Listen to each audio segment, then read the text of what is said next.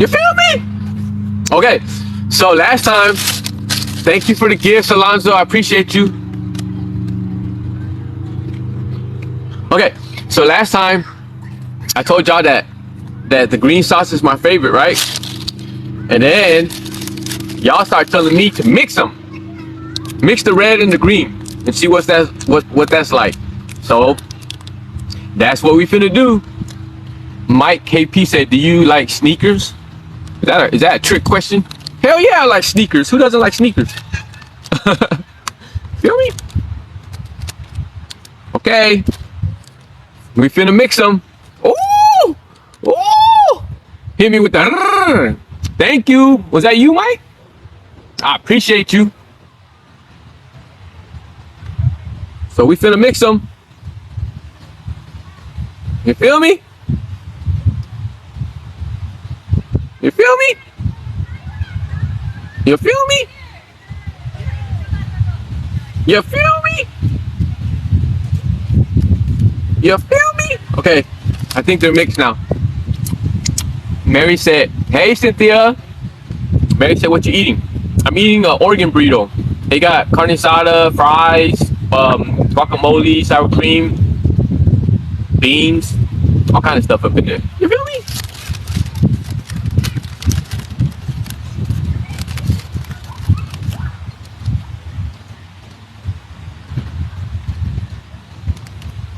It's 3:18 right now, West Coast time, and this is my first meal of the day. You feel me? I mixed my green and red sauce like y'all told me to. So we gonna see what's up.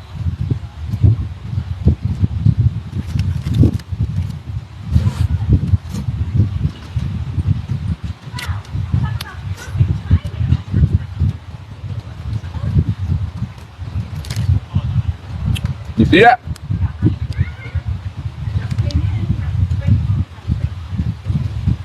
You see the fries?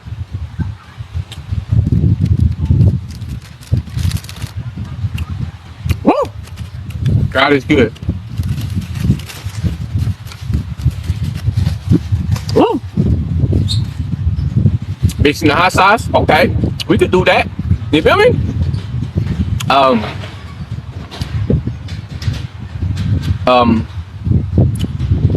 What you got to eat? Cynthia, I got a, what they call Oregon burrito. It's a carne asada with fries, pico de gallo, beans. I'm hungry.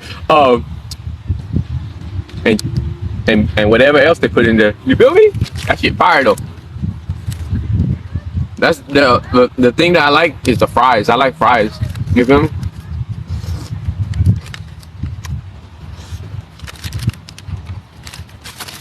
Ah. Oh, whoa, whoa, whoa. Kim Kruger said, "Someone runs you over and feels you." Mary said, "Sound amazing. Yum." Hey, Mary said, "You can't get that shit here in Baltimore." What? Amber said, "That's a big burrito." Yeah. Hey man, God is good, right, lovely? Y'all say all the time.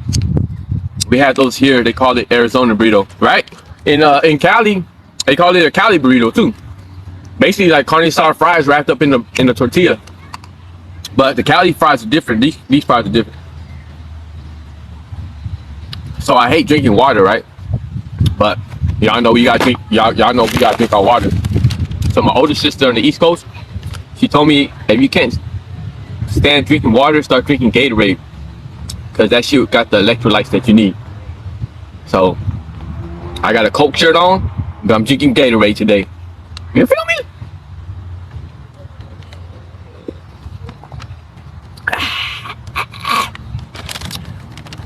Happy Saturday to everybody. I hope everybody's having an awesome Saturday. You hear me?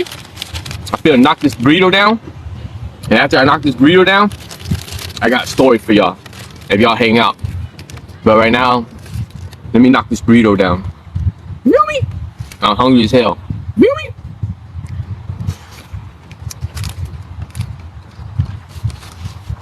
Oh. Those of y'all that don't know, I'm gonna have an auction tomorrow night. I'm gonna be auctioning off my art and a couple of my stuff.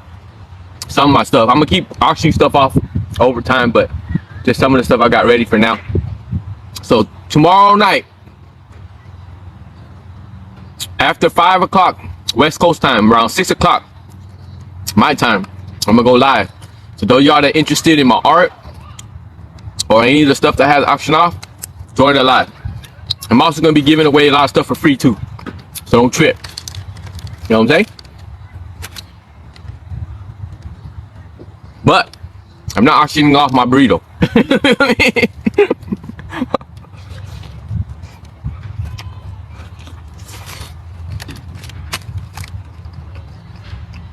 You know your burrito's hella fat if you can stand it up.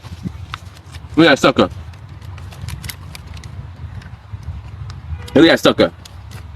The wind's blowing it right now. But you know your burrito fat, you can roll it up and you can stand it up. Okay, let me see. Ooh. We got 17 messages up in there. How much does burrito cost? It cost like $9 or something like that. Hi, Lady Cuddler. Here in Colorado, they call it Cali burrito too. Yeah, because where I'm from in Cali, I think this is where the carne asada fries wrapped up in tortilla started. In Cali, they call it a Cali burrito.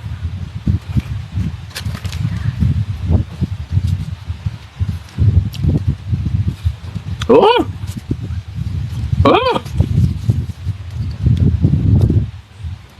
Kim Kruger said, I love that shirt. Thank you. Do you love the shirt or do you love Coke? Thank you, Cynthia. I appreciate you, fam. Kim said, story time. OG Mama D said, you tell good stories. Thank you. The only way I can tell good stories is if I lived it. So it's a catch-22. On one hand, it's cool that I tell cool stories, but on the other hand, it kind of sucks that I had to live that shit to be able to tell it.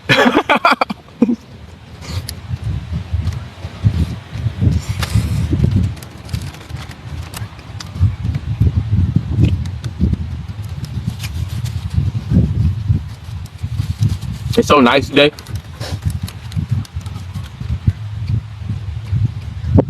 This shit look like a green screen, huh? This shit ain't no green screen. That's really my background. You feel me? Summertime, sitting in the shade, knocking down an Oregon burrito with a nice breeze blowing in the wind. Xavier said, do you got any sneak peeks of the art?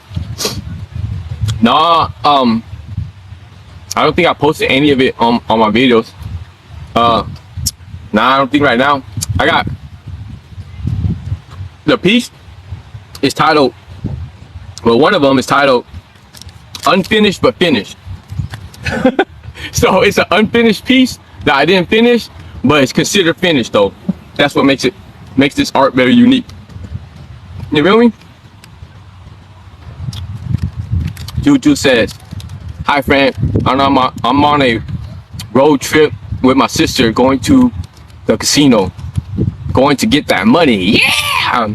Good luck, Juju's. I hope you win.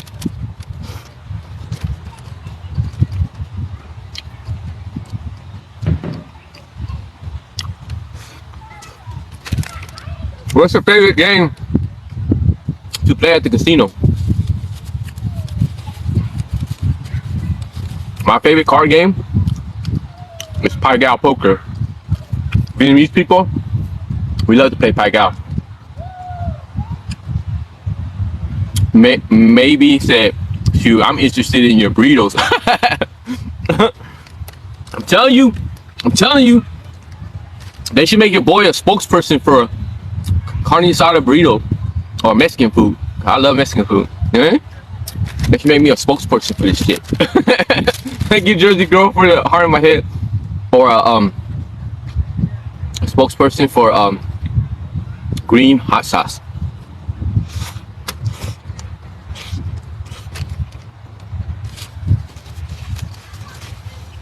Jersey Girl. Oh shit. We have a battle of the roses going on again. It's always Jersey Girl and Don going at it. What the hell's going on right here? Thank you guys for the roses.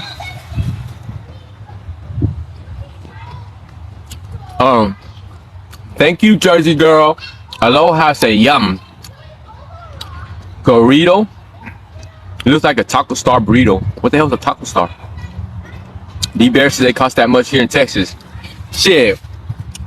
I remember back in the days when I was young. Thank you, Stacy, for the heart in my head.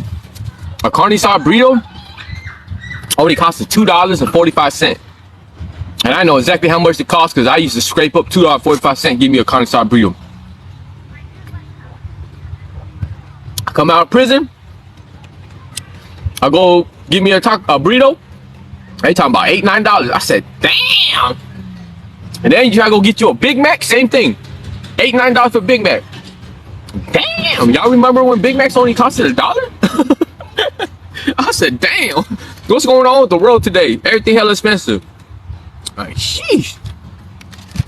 It makes you feel like an old ass person. It makes you feel like you know, when the OGs used to be talking, they be like, yeah, I remember when I was a kid, you go get you a bottle of pop for 10 cents and 25 cents will get you a whole jar of candy and shit like that. You know what I'm saying?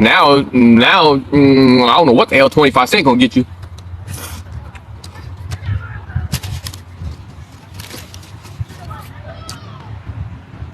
David said Cali burritos are fire, right? Kim Kruger said both. But just not the white stuff. Just the drink. Okay. I'm more, honestly tell you the truth, I'm more of a Pepsi kind of guy.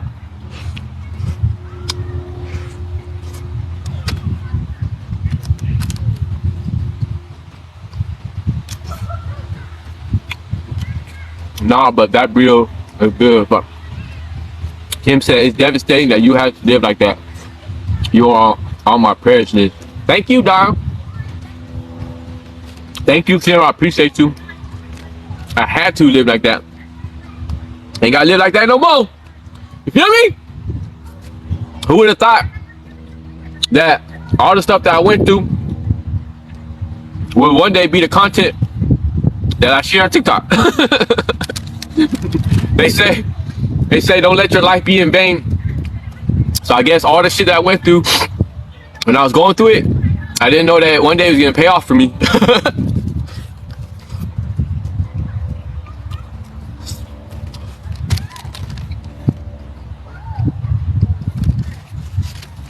I trip out, right?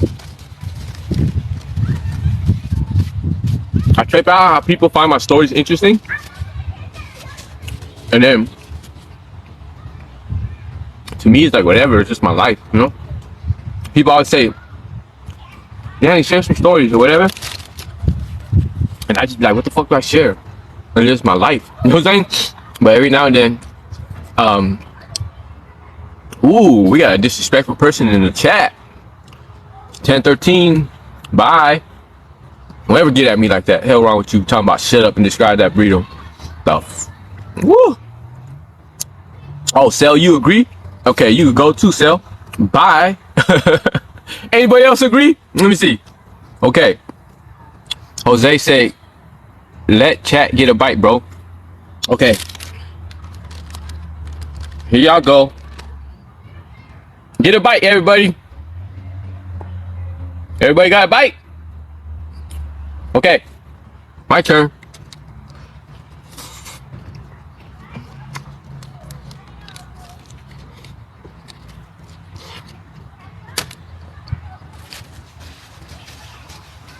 That's it. That shit hella greasy in the end, bro.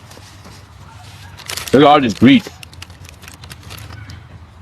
See that shit? I don't know where the hell. Alonzo, thank you for the roses. I don't know where the hell all that damn grease come from.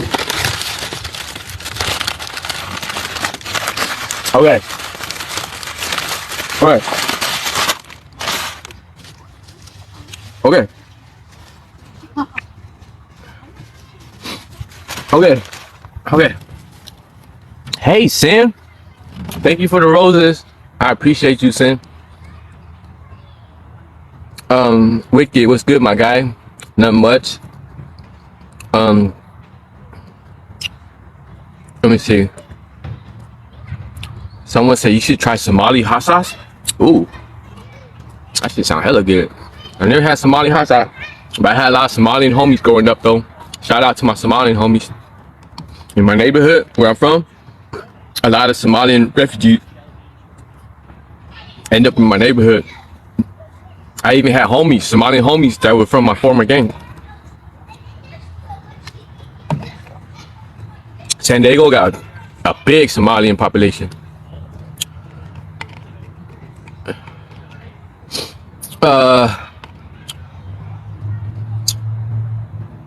Juju said we had a big fat Whataburger on the road. It was alright. What the hell is a Whataburger? A Whataburger? So Juju saying Whataburgers are alright, y'all. So y'all about to go get you a Whataburger, don't get it. That shit's alright. Damn, $15 now? The hell? Icon says wild out here. I remember Big Macs were actually big. See, right? Oh, everything. The Big Macs now look all sucked up. Joe Down said, John Down, did you get a lot of fights in school? Hell yeah, I did. I went to school. Trip on this. Okay. From the 1st to the 5th grade, I went to a school called Ross Elementary in San Diego. That school only has from 1st to 6th grade. So I was in the 5th, my sister was in the 6th. So my sister had to go to another school. She had to go to middle school the upcoming year, right? She ended up wanting to go to middle school in the suburbs in a whole nother neighborhood called Mira Mesa. It's like the suburbs of San Diego. You had to get bused there. And because I always had to go to school with my sister, because she switched schools, I ended up switching schools with her too and going to school in Mira Mesa, right? But the thing was, that school was full of my enemies. You know what I'm saying? Like, all my enemies went to school there. You feel me? So I only went to school there for 2 months, and then I got expelled from the school district because I was always fighting. I was going to school fighting every day, getting jumped, fighting, or whatever. And then the last fight I got into, I ended up getting expelled from the school district. So I went to school back in my neighborhood, Linda Vista. I went to Linda Vista Elementary for like, I don't even know, like a week or two. And then one day I was in class, and I remember this day vividly, like it was yesterday. I was in class, right? I was a 6th grader, 2 months into the 6th grade. And the night before, me and my homies went to go put in some work on our enemigos, right? Those of y'all that don't know what putting in work means, it basically means, I don't know how to say it without getting bananaed, but it's basically going on a mission. Y'all know what I'm saying? So, the night before, me and my homies had went on a mission. You feel me? We handled our business. We did what we did. I was a 6th grader at the time. And I remember I drove to school in a stolen car. And I remember sitting in class, and I was bored as hell. And I remember sitting there, and I remember thinking about what me and my homies had just did last night, right? The day before. And I remember looking around me at all my classmates, right? And all my classmates, they were all like kids. They were all acting like 6th graders. They were all giggling, laughing, and whatever the hell 6th graders do, right? But I was sitting there feeling like a grown-ass man already. I was just sitting there tripping out like, damn, bro. Just last night, you were with your homies doing some crazy ass shit. And now today you're just sitting in this classroom with all these kids trying to act normal. This shit is weird, right? So I remember sitting there thinking to myself, and I was just like, I just had this moment where I was just like, what the hell am I doing here? Like I'm not supposed to be here. You know what I'm saying? Like, what am I doing here? I'm not a kid. Like, these classmates of mine, thank you, Sin, for the roses. They're kids, but I'm not a kid. Like, I don't feel like a kid. I done been through some shit. You know what I'm saying? And this shit is not right, right? So I remember I just got up. And I said, I'm out of here. I'm bound. My teacher's like, Danny, where are you going? Because you're supposed to get like a pass to go to the bathroom, whatever. And I just looked at her like, I'm out of here. I was saying like, and that's when I left and I never went to school again. You feel me? But, and then I just completely ran to the street. But one thing I will say, let me share a story. I was gonna share a different story, but this just happened to come up, right? So when I went to Linda Vista Elementary, I had a classmate, this Vietnamese kid. His name was Eric. He had the same last name as me and everything, right? We weren't related or nothing like that. We just happened to have the same last name. And he was my age too, right? And he heard about me through the neighborhood. Like everyone, my name was already ringing bells throughout my neighborhood. And even like the innocent kids or kids that weren't involved in the gang culture, they still hear about gangsters in the hood, right? So he heard about me already.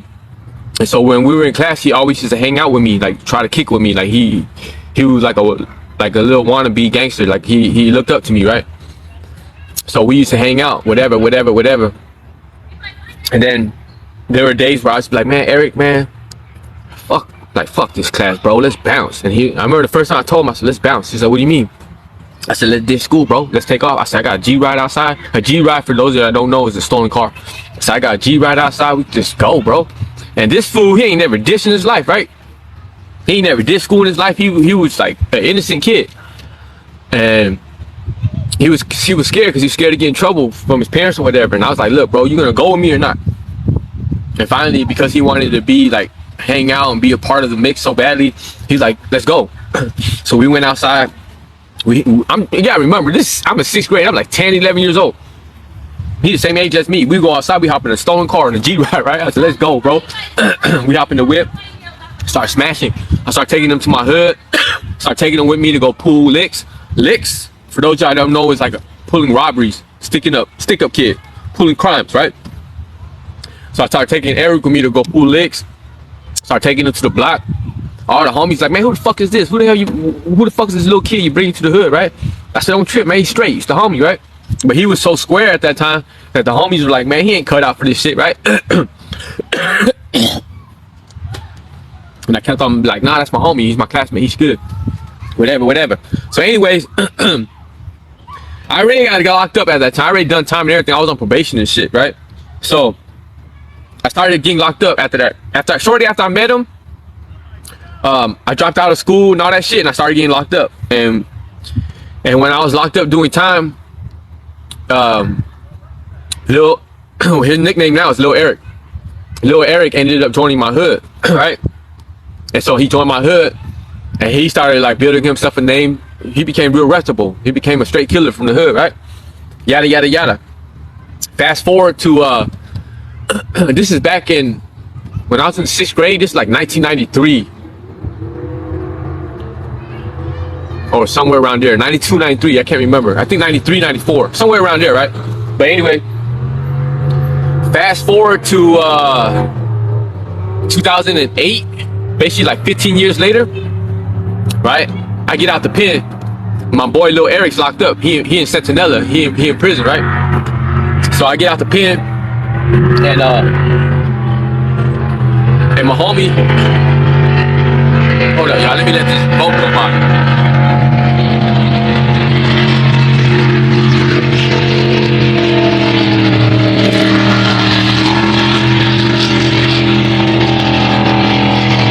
Y'all see that loud ass boat?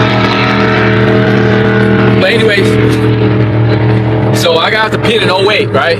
I basically started running my neighborhood, right? Started taxing my homies, and I started getting money from my homies, and whatever money I got from homies, I just split it between all my homies that were locked up. I don't care how many homies were locked up. That whatever the amount of money that I was able to collect from my homies, I would split it to all my homies that were locked up. Some of them got money on the books, some of them got packages, some of them got the money was given to their family. It was their choice. What you want? You want a package? You want canteen? Or do you want your family to have the money? What you want with this damn money? What you want us to do with it? Whatever, right? So Lil Eric called me for Sentinella on a cell phone, and we were chopping up about what he wanted me to do with the money that I had for him, right? And his celly just so happens to be one of my old Samoan cellies from Old Folsom. We were cellies back in 2003. So this is 2008 when I'm talking with Lil Eric, and he's like, yeah, I'm right here with Ice B. That's my Simone Shelly, right? So we were chopping up. Everything's good. I said, don't even trip, fam. I got you. I'm gonna slide you a package. I'm gonna take care of you. I got you. Woo, woo, woo. You know, that's love. He's like, man, I was telling.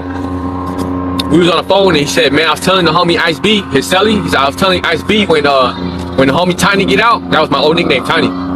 He said, when Tiny gets out, the homie's gonna change everything in the hood. Shit's gonna be better. And look, now you're doing your shit, right? I said, you already know. And then, next thing I know, about a month later, not that long later, Lil Eric's sister called me, right? I said, what's happening? And she said, look, they just pulled my little brother down from Sentinella from prison on a cold case murder, right? And he's in the county jail right now, fighting life. And so this is 2008. They pulled him down from Sentinella for a cold case murder that happened in 2000. Anyways, long story short, my boy ended up catching life. He's doing life in prison right now. The last time I heard from him, he's in Pelican Bay. And when I think about him, I feel bad. I feel guilty because when I met him, he was just an innocent little Vietnamese kid that was my classmate at school. I turned him out. I had brought him to the block with me. I took him to go commit crimes with me. I basically like introduced him to that life, right? He got a taste of it and he loved it. And as a result, he ended up catching life in prison. He got shot up. The homie got shot up several times on several different occasions. The homie went a race before he got life in prison. He already did at least over 10 years in prison. You know what I'm saying? He was racing in prison for over 10 years when they put him down on a cold case. And now he's doing life in prison. And he's been doing life in prison since we're the same age. So he's 40 like me, but he's been doing life since he was in his 20s. But he already been down before that anyways, you feel me? But yeah, when I think about the homie, I feel bad. I feel like I wish that he never met me. You know what I'm saying? I think about our lives, right? And I think about how I was so deep into that life. Like, by all means, every freaking reason in the world, I should have been dead. I should have been doing life. I shouldn't be sitting right here, right now, in front of this phone, talking to you guys. And I think about him. And out of the two of us, he ends up catching life, and he's stuck in prison until who knows when, if he ever gets out or not. I always feel like I should have been the one, but for whatever reason, like, you know what I mean? God had a different plan for me, you feel me? So I trip out on that. But what I will say is that when I started getting locked up, when me and Lil Eric we first met, started hanging out, whatever, I started bringing him to the block or whatever, and I started getting locked up. I ain't seen him again until 2008, 14, 15 years later, when we were in the county jail. He got pulled down on a cold case, and he was fighting his murder case in the county jail. I eventually ended up getting locked up and caught the case that I went to prison for this last term. So when I got locked up, I was going to court. And there's a gang of holding tanks in the county. They put you in a gang of different holding tanks while you're waiting to go to court. I happened to pass by a holding tank, and I looked in the tank, and I saw my homeboy, Lil Eric, in the tank. And they were putting me into a neighboring holding tank, right? So I got at the deputy. And you know, not to brag or nothing like that, but when I was a super turned up gangster at that time, right? And when you're like that, the deputies often work with you. Like, they know that you're about it. They know that you could be a problem if you don't get it your way. So they be like kind of working with you, right? So I got at this deputy. I said, hey, look, bro, you already know I'm fighting life right now. I'm looking at gang of time. My little cousin is in a holding tank right next door. I haven't seen him in over 14, 15 years. And if I don't see him right now, the likelihood of us ever meeting again is slim. He's fighting life. I'm fighting life. What's up? Can you let me see my family member? Can you put us in the same tank? Woo woo. Thank you, Tiny Chaos, for the roses. So the deputy was like, how I know that's your cousin and that's not your enemy? You know what I'm saying? That you ain't trying to get in the tank with your enemy just so that you can fuck him up, right? I said, go look at his wrist, enemy. You know what I'm saying? That you ain't trying to get in the tank with your enemy just so that you can fuck him up, right? I said, go look at his wristband. His wristband. We got the same last name. That's my cousin. You feel me? So the deputy went next door and he checked my homie Lil Eric's wristband, and we had the same last name, right? So the deputy's like, all right, I'm gonna do that for you. So he let Lil Eric come over to my holding tank. And when Lil Eric came over to my holding tank, the homie walked into my holding tank, And he looked at me, and I looked at him, and he just reached his hand up, and he touched me like on my face, right? He reached his hand up and he touched me on my face. And you gotta understand, like, this is someone that's fighting life in prison, someone that I knew was at a time when he was just an innocent kid. So the way I look at him is still like he's that kid that I met 15 years ago, right? But he looked at me and he put his hand on my face, and he said, "Damn," "Damn, big homie. Thank you, Nikki, for the roses." He said, "Damn, big homie, you don't know how long it's been since I waited to see you. You know what I'm saying? You don't know how long it's been." And it just like totally fucked me up, because it's like, fuck the fact that I'm your big homie. Fuck all that, bro. You looking at life, bro. Like, you know what I'm saying? Like he ain't even tripping on the fact that he's carried his weight on his shoulder. He's just like more happy at the fact that he sees me, right? So I get at him, and we chopping it up, and I was like, "Bro, what's good? Like, how you feel? Like, where you at mentally? Like, what's good? Like what's up?" And I'll never forget what the homie said. The homie was like, "Man, he said, man, it is what it is." He said, "You know what I mean? I'm finna go catch this life sentence. I'm finna go do it." He said, "They got all the evidence against me. I can't beat this case." He said, "There's no way I could beat this case, fam. Like, it's done." You feel me? He said, "Fuck it, chest out, chin up." You know what I'm saying? I'm gonna live my life as a gangster, right? And I'll never forget what he said. He said, "Man, tomorrow wasn't promised to me anyways." You feel me? He said, "Tomorrow wasn't promised to none of us." He said, "This is the life I chose. I'm gonna rock it out." And I remember sitting there, because I was still actively banging and all that too, right? And I just remember sitting there like, "Nah, bro, I don't want that for you." You know what I mean? That's my folks. In my heart, I was like, "Man, I don't want that for you folks. Like, I don't want to see one of my homies doing life, especially when I knew you, bro. I knew you before all the craziness. I knew you when you were innocent, sweet ass little kid, you know." But that's the sad part, and you choose to live that life. You know what I mean? Once you make a major mistake and they give you that kickstand, that L, it's gonna be hard to come up out of that. You feel me? Don't get it twisted. People in California prisons are getting out after serving life sentences and all that. So the laws have changed, and you can still get out. Feel me? But it's hard to. You have to put in the work. You have to go to the groups. You have to really. You have to actually change. You can't be faking the funk. There ain't no faking it, because the board will figure you out, and you don't know what the hell you're talking about. And you can't talk unless you're talking from experience, that you actually went to these groups and you actually applied the skills, the knowledge, and the tools that they taught you. You feel what I'm saying? So the boards, they're like professionals at figuring people out to see if people are really real about what they say, or they're faking the funk. So those of y'all in Cali prisons right now, or any prison period that might happen to be watching this, if you got life and you want to get out, you could get out. You just gotta do what the hell you gotta do. It's gonna be a hard fight. It's gonna be a journey. You feel me? But if your freedom is worth it, you know what I'm saying? Getting back to your family is worth it. Getting back to your kids or whatever is worth it. And handle your business. You feel me? But okay, let me get to this chat, because talking about my homie kind of made me sad. Kind of made me sad right now. Bernadette, I'm so old. I remember penny candies. Natalie said, if you don't mind me asking, what was the first food you wanted to eat when you got out? The first meal that I ate when I got out was a #1 Big Mac meal from McDonald's. And the reason why I grabbed that meal is because it was my mama's favorite meal when she was alive. My mama didn't speak English that good, but she loved her Big Macs and she loved French fries. And back in the days, I don't know if it's still a #1, but Big Mac combo meal was a #1. And so my mom used to go to McDonald's, just be like this, #1. That's how she used to order her Big Mac meal. That's the only meal she knew how to order. And so that was her thing. And so I always eat a Big Mac meal from time to time to pay tribute, to honor my mama.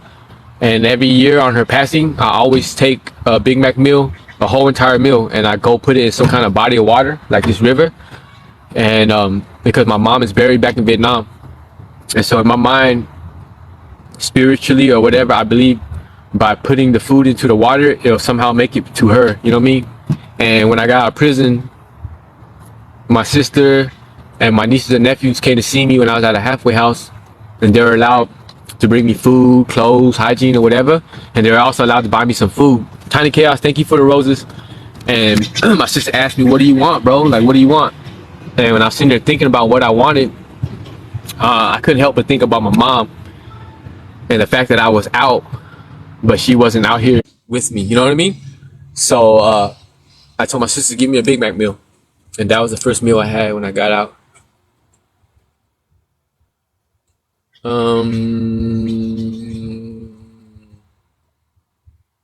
Daddy King said the best machine to play is the ATM machine. Icon said you have a great laugh. Thank you, Icon. Kendria said I'm new here. Hi. So Caesar said write a book, bro. I've been told that so many times. I don't know if I ever get around to writing a book or whatever, but I hope that by me sharing my stories in my videos, that'll be my way of not writing a book, but sharing my life story in a different form. You know what I mean? Hello, honey. Hello, nurse. Daddy King is laughing. Hi. Said block me. Okay, I'll block you right now. Bye. Daddy King said, what's that, Alberto's? Not up here. It's called Mucha's Mexican restaurant. Chill Bro said, looks fire. Where's that from, G? Mucha's Mexican restaurant in Monmouth, Oregon. Icon says, seems normal to us having wild stories if we live fast for so long, right? Hello, Sin. Beloved said, damn, now I gotta go buy a burrito. Caesar, you know that's good when it's almost gone, right? Delicious. Danny, what up? Feel me? What up, Kenny? I feel you. Chi-Town, you already ate the whole thing. Irma said, where you from? I'm originally from San Diego, California, from a neighborhood out there called Linda Vista.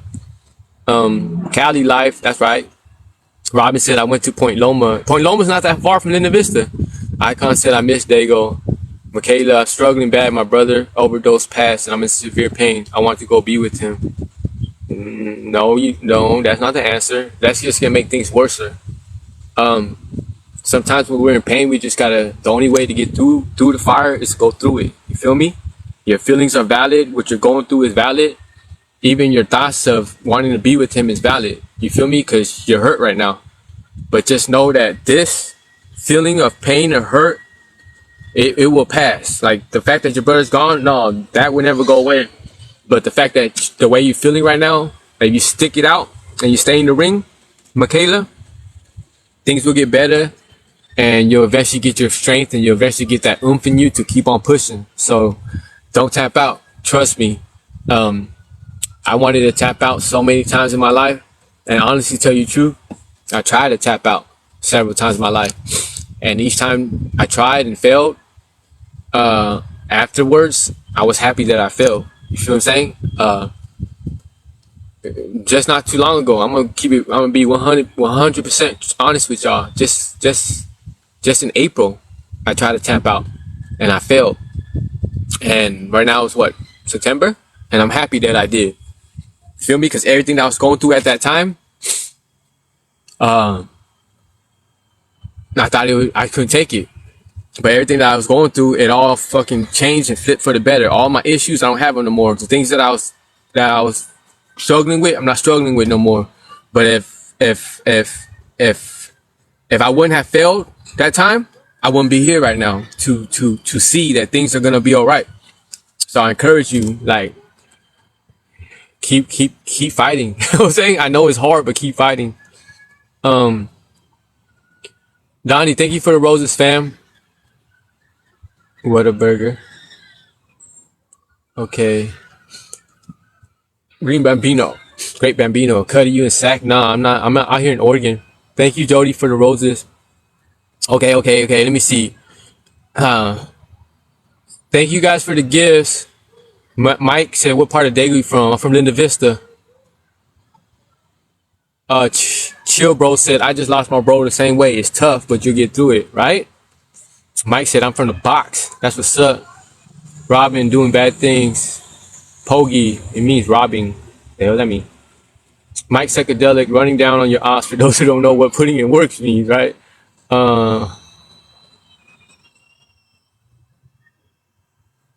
Tanya said, if I've not worked out in a while, where should I start? Okay, Tanya, if you haven't worked out in a while, start small, because your muscles are basically like, they're not used to being worked out, right? So if you try to do anything major, You're gonna exhaust yourself. You're gonna be in aches and pains, and you're like, I'm good. I don't want to work out. This shit right here, is beating my body up, type shit, right?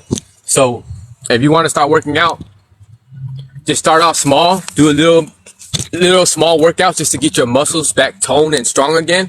Little by little, condition them, and then as you get stronger, just do more and more. So don't automatically look at working out as like damn. Don't automatically look at working out like you gotta take off and go do a fucking extreme workout. Or it's not. Just do something small. I don't know. Like for you, Tanya, just do like calisthenics, something small. Give yourself a goal of like, I don't know, however many push-ups you want to do a day. For example, 100 push-ups a day, just to get your muscles toned. You feel me? And just do like 10 push-ups, 5 push-ups throughout the day till you get 100, and you do that shit every fucking day for 30 days. Next thing you know, you're gonna be all toned up, and then you do more and more and more. But if you haven't worked out in a while, just start small. You feel me? Relatable. User said you still look like a kid. Thank you. Angie said I always felt that in school, right? Beloved said, damn, lost innocence. I'm sorry, bro. User said dressing like you don't know what to do with yourself. Wow. Okay, so you could go too, user. I don't know why people come up here hating, bro. There's something wrong with the way I dress? You know what I'm saying? What the hell's going on? You just a hater, bro. I bet you I dress way better than you, fo. It be like that. Damn, I got hella messages in here.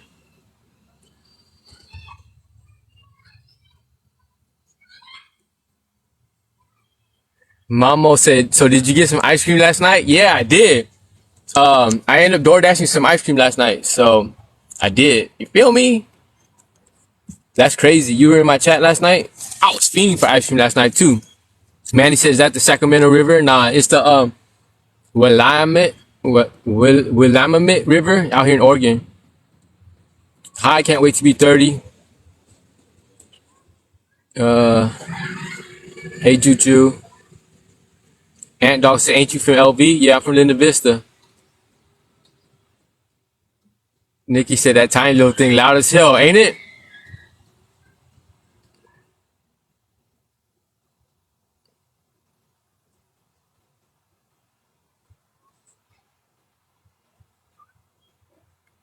Perez said that was his own choices. Don't feel guilty. Jared said, you from Long Beach? No, I'm from Dago. Donnie, what's up, Donnie? Dan D said, that's not your fault, my G. I feel you, but he made his own choices just like you did. Right? That's what a lot of people tell me. They always be like, bro, don't take that. I mean, don't carry that weight on you because he a grown ass man and he made his own choices. You didn't put a gun to his head and force him to do anything, right? And I get that. I feel that. I just wish that we never met. You know what I'm saying? When we were kids in school. Because I honestly do feel like at that point in his life, in the 6th grade, if he never met me and got influenced, he could have very well have went on and been successful and not in prison, you know what I mean?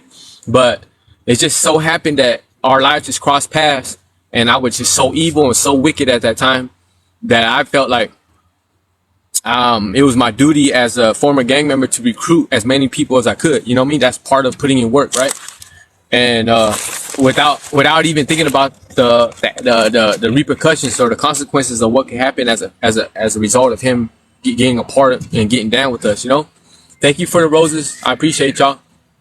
So I don't know. You know what I mean? A part of me is like, yeah, it's not your fault, but then a part of me is just like always saying, what if? You know what I mean? Thank you, Don, for the roses. Okay, there's a gang of freaking messages in here, bro, and I don't know if I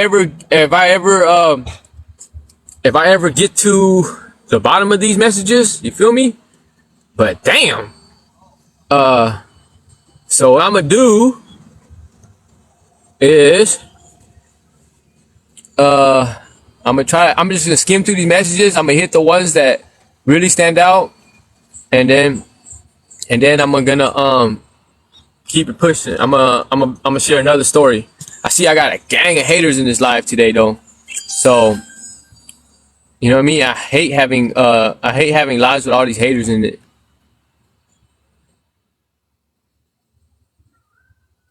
Thank you for all the roses and thank you for the gifts. I appreciate y'all. Yeah, Jennifer said, do you have moderators? Because some of these fools need to go, right? I don't know where my moderators are. You feel me? I do have moderators, but I don't know where they at. Hey, what the hell is that? Oh, woo. Those glasses look dope as hell on me. I thank you, whoever gave me those glasses. You feel me?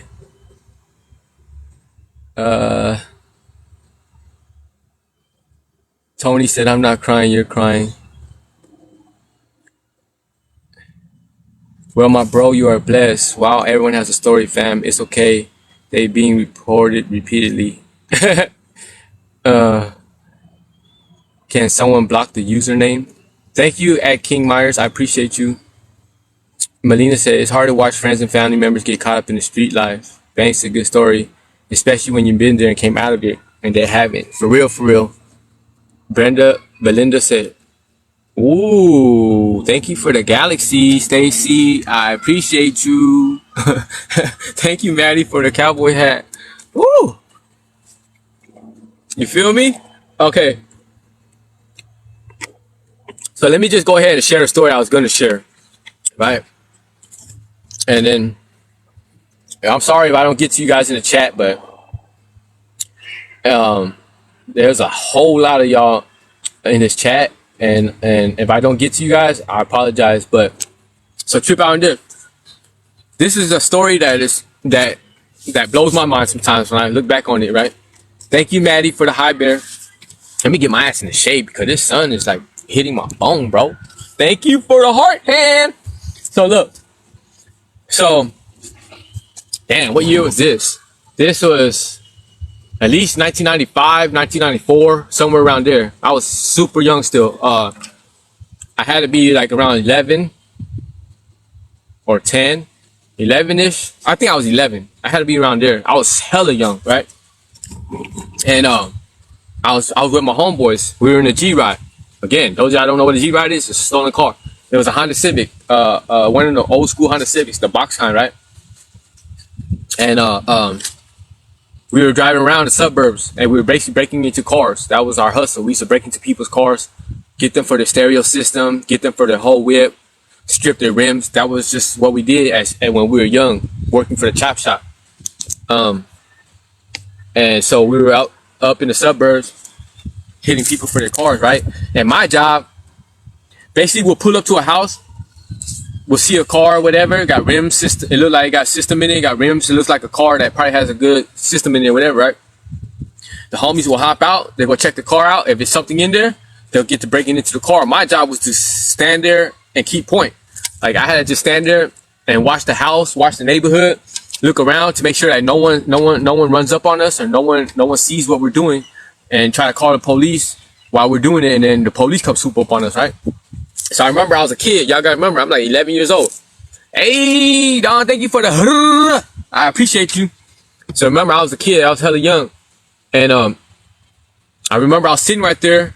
So the car that the homies were breaking into was a Honda Civic hatchback, right?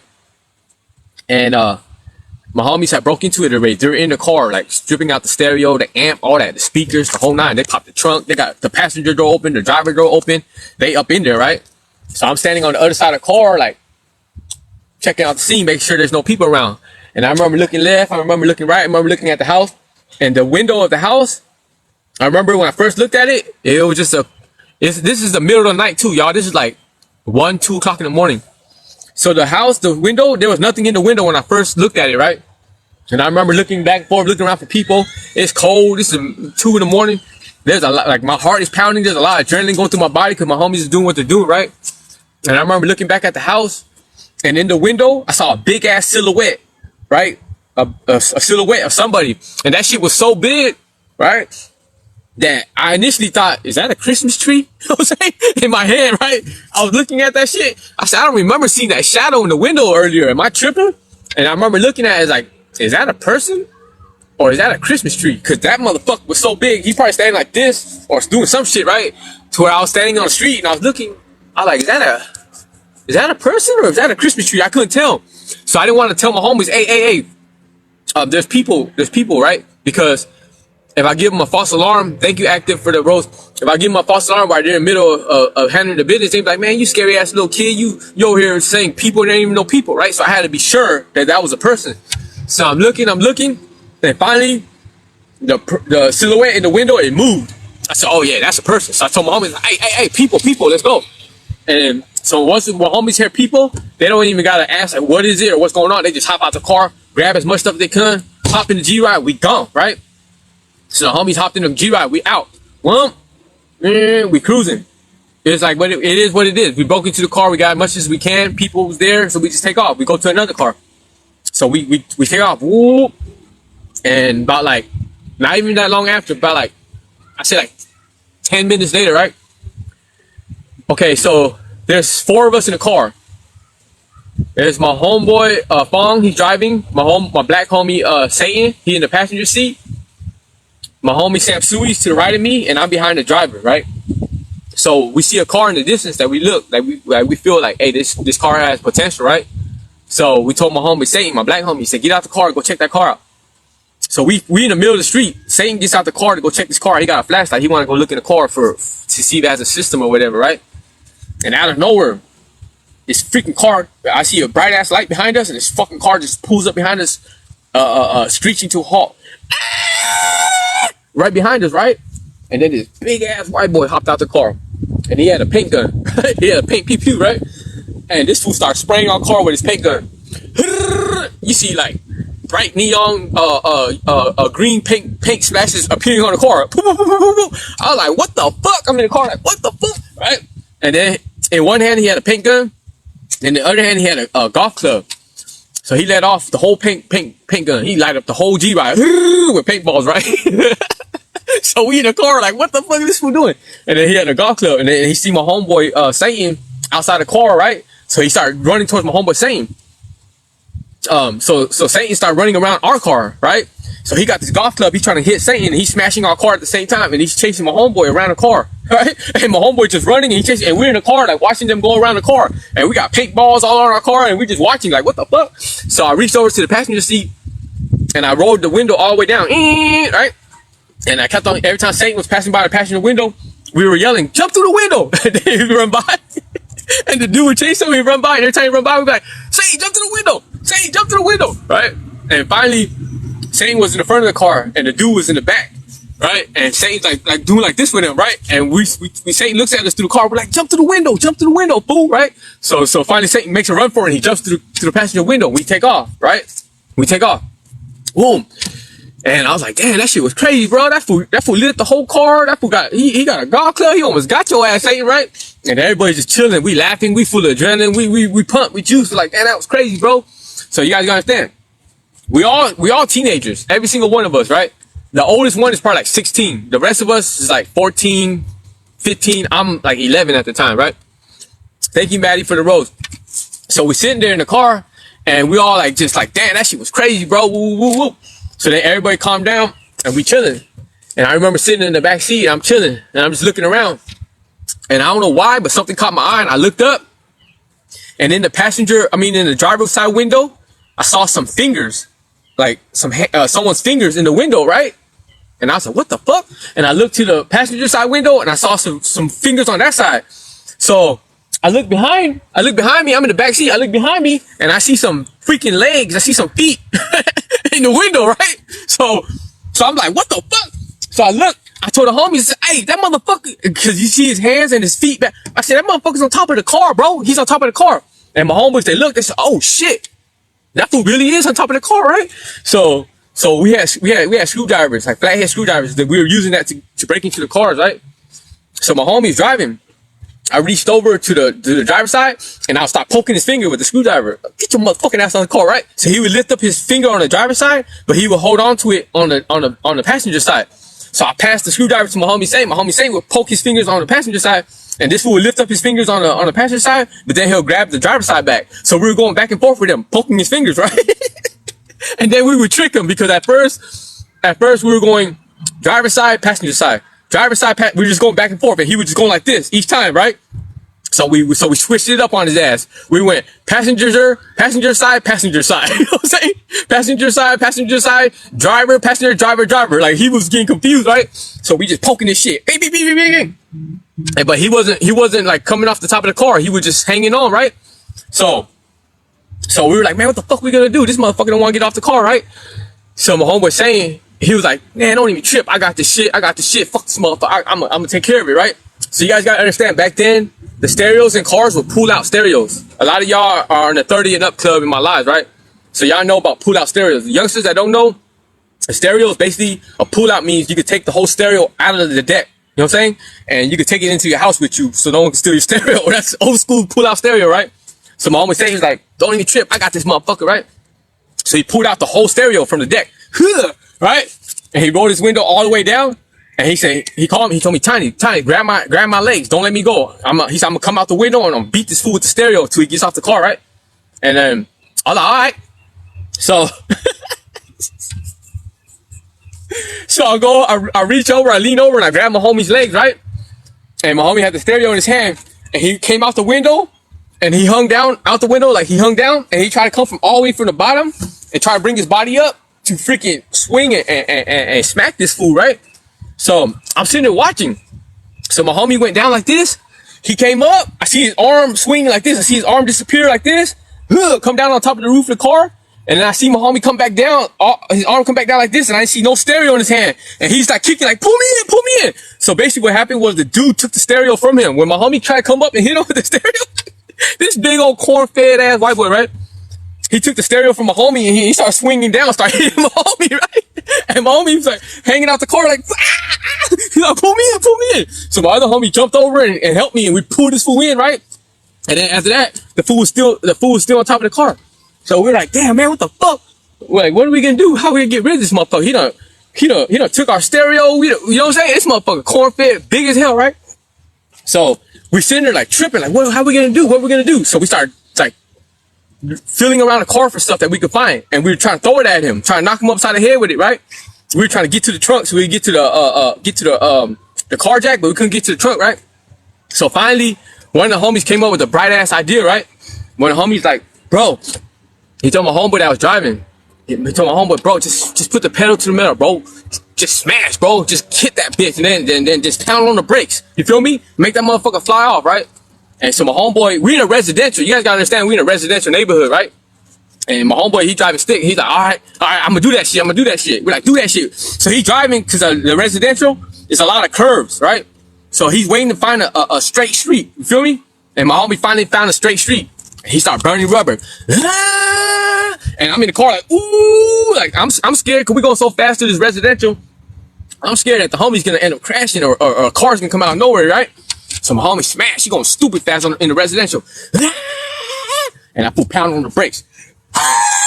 I look back, that fool flew off the top of the car. Boom! And I looked down, and we were all sitting in the car. This is like 2-3 in the morning. We came to a screeching halt. There was smoke from the tires and everything, right? And we all looked back, and this fool flew off the car and he started tumbling down the street. Doom, doom, doom, doom, doom, doom, doom, doom, doom, doom, doom, doom. And he finally came to a stop. Boom!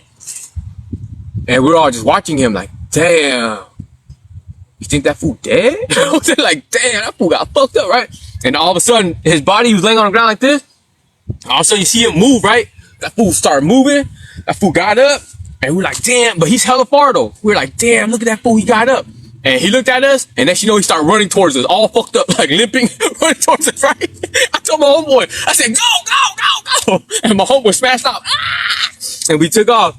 I'll never, ever in my life forget that night, bro. That shit was after we left, we ended up going to a beach. We all went to a beach, pulled over at this beach parking lot. We all got out the car, and we didn't even talk. I remember that shit like yesterday. We didn't even talk. All of us were so blown away that we were just all like leaning up against the car, leaning up against the trunk of the car, just tripping like, damn, bro, did that shit just happen right now? You know what I'm saying? Like, what the fuck did we just experience right now? You know what I'm saying? And now you guys understand why I be scared of Michael Myers and all them crazy ass motherfuckers in the movies that don't die. You feel me? Because I seen it in real life. You feel me? Okay, let me get to this chat real quick. And after that, it's 4 something right now. After I get done with this chat, I'm gonna end this live. And I might go live again tonight. it's a very high likelihood that I will. You feel me? And I'll hang out with you guys more then. But I hope you guys enjoyed that story. And I'll hang out with you guys for sure tonight again. But let me see what the chat talking about. Damn, this freaking sun, bro. The sun is shining on my phone and it's causing a glare. King Myers, thank you for the roses. Okay. Tish said, oh, you're that guy from that viral video that bought a soda for an older lady. Yeah, I am him.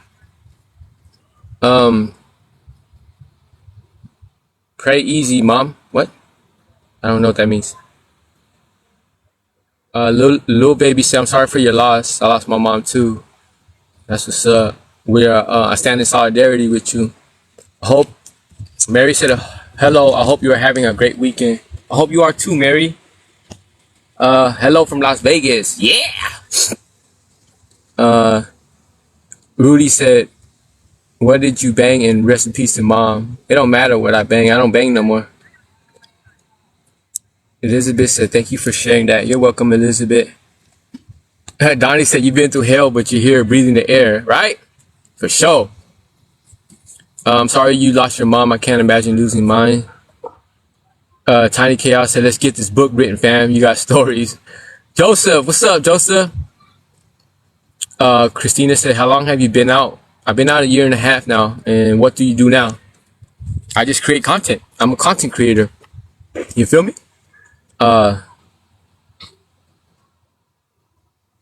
Chandler said, you damn near made me cry. Ant Dog said, are you from Linda Vista? Yep. Yolanda, well, hello there. What's up, Yolanda? Spirit Wolf. Hello, Spirit Wolf. Good for you for changing your life around. Thank you, Raphael. Taylor says, I'm new here. Hello, everyone. Hello, Taylor. Welcome to the community. Hang out. Come be a part of this community. We got a pretty dope community of people that hang out. You feel me? That like to kick it with me, and we all like to kick it with each other. Abby said, are you on the road yet? Not yet. Tic Tac Brendan said, what do you talk about mainly? I don't talk about anything specifically mainly. I talk about everything. Chef, what up, bro? What up, Chef? Big 35, what's good, fam? Damn, this freaking sun, bro.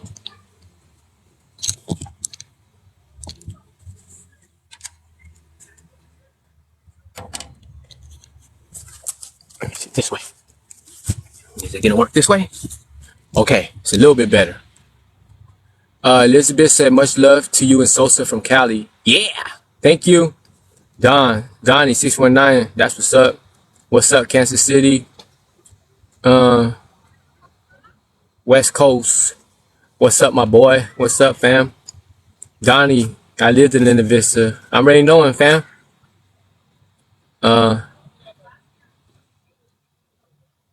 Why the hell did my messages just jump like that?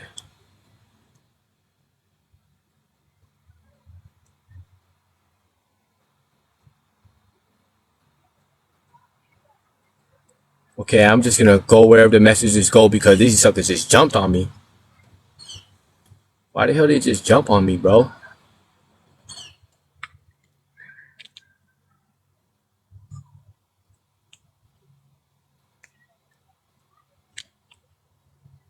Okay, I'm just gonna freaking start somewhere. Okay, George said, what's up? What's up, George? Donnie, you need a moderator to help you end these haters, right? Rachel, you see the resemblance though? 8, what the hell are you talking about? Rebecca said, if it wasn't you, it could have been someone else to influence your homie on the bad path. That's very true. Sin, the haters even picked on me. Y'all better not be messing with Sin. I swear to God, she's a sweetheart. Y'all better not be messing with Sin. Where's my moderators at? Where's Sierra at? Where's didn't I just make someone recently a moderator? Where the hell is she at? Was that Perla? Say, what's good, bro? You ain't seen you in a minute. Hope you been good. I'm good, Zay. What's up, fam? I said mine to you. I seen your dad the other day, like 2 days ago or something like that. I gotta pop by and hang out with y'all soon. 249. Thank you, Barty Gang, for the heart in my head. 249. Appliance repair said, got to have them haters when we coming up. Haters make us better, yo. Right? For real. Miss Rose Petal said, you can make me a mod. Didn't I already make you a mod, Miss Rose Petal? Let me see. How do I do this shit? Let me see. Let me try to figure this out. Okay. Okay. Okay, Miss Rose Petals, I made you a moderator. Cause these haters in here are tripping. TJ, they just boosting your views. Thank you, TJ. Nikki said, don't worry about the trolls. Don't let them throw your energy off. Block them. Let me see. Haters make you famous. Chef said, we love you, Danny. This is your season to smile and spread love. Thank you. Look at these people right here. Chilling on the river. You feel me? Big paddle board going down. That's Oregon. Okay. C Diddy, bro, the haters are always gonna hate. Just then you know that you on to right now. Stay on top. Thank you, C Diddy. I appreciate you, fam. TJ said, I try not to worry about the what ifs because I need to worry about the what nows, right? For real. I never looked at it like that.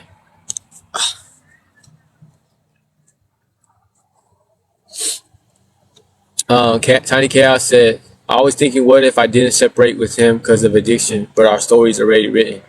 What are you talking about? 249 says, what? Piper says, please, if you can answer me, and what? Can you answer my question about what attracts to the car? What the hell does that mean? What attracts to the car? I don't get your question. 249 appliances right here. Did a 10-piece and been out free since 05. That's what's up, fam. I'm happy for you. That's what's up. Since 05. Was that 18 years? Good stuff, bro. Angel Kisses. Hey, how long you lock your hair? It's been a year and a half.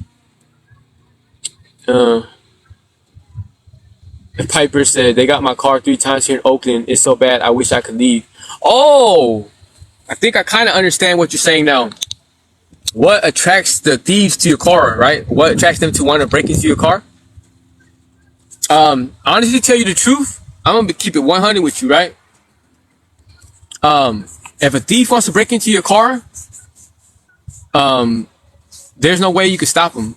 Tell you the truth. Even if you have car alarms, even if you have all the stuff that you need to protect your car. I mean, there is ways to prevent it. Okay, so put it like this. So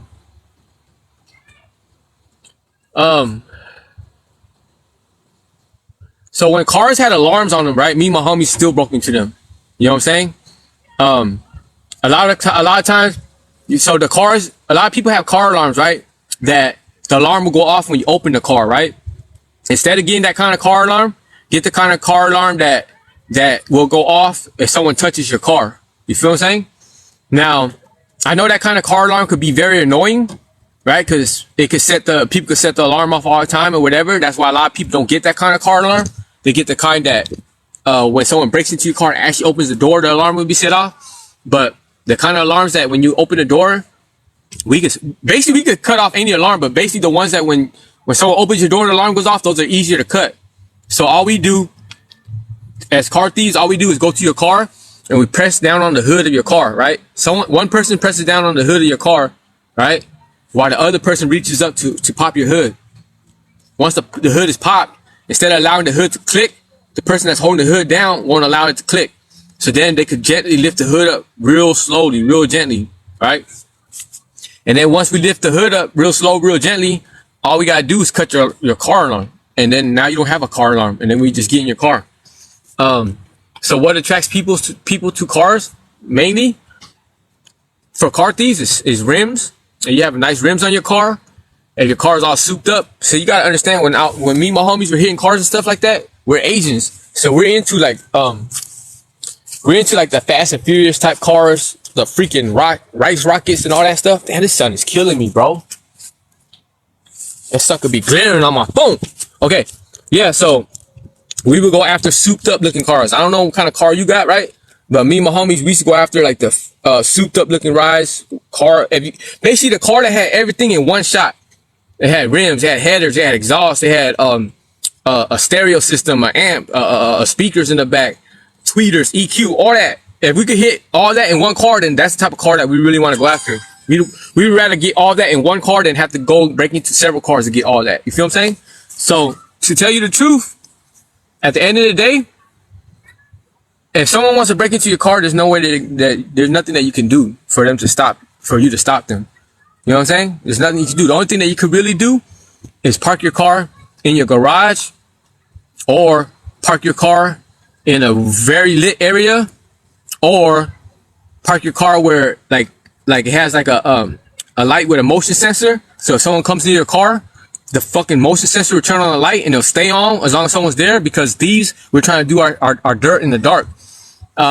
If you can, don't park your car in front of your house along the sidewalk, because it's easier for us to do it right there. Try to park your car in your driveway, more closer to your house. You feel me? Because if the car is closer to your house and then we have to go up to your driveway, then we're taking a chance of you possibly seeing us or you coming out, busting on us, and it's going to be harder for us to take off in time or whatever. So that just like little things like that could kind of deter us. You know what I'm saying? But if we really want your car to honestly tell you the truth, there's nothing you could really do. You feel me? I mean, you could do little things like I said to help prevent it. Thank you guys for helping me reach my goal. I didn't even realize we reached my goal this whole time. Damn.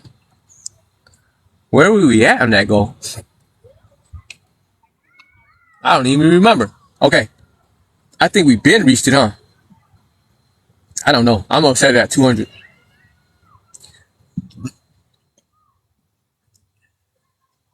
Yeah. There's really nothing you can do. The only thing that you can do, really, to tell you the truth, I think, if you have a nice car and you're worried about it getting broken into and all that, park that sucker in the garage. You know what I'm saying? If you can, like I said, try your best not to park on the sidewalk. Park in the driveway. Park somewhere closer.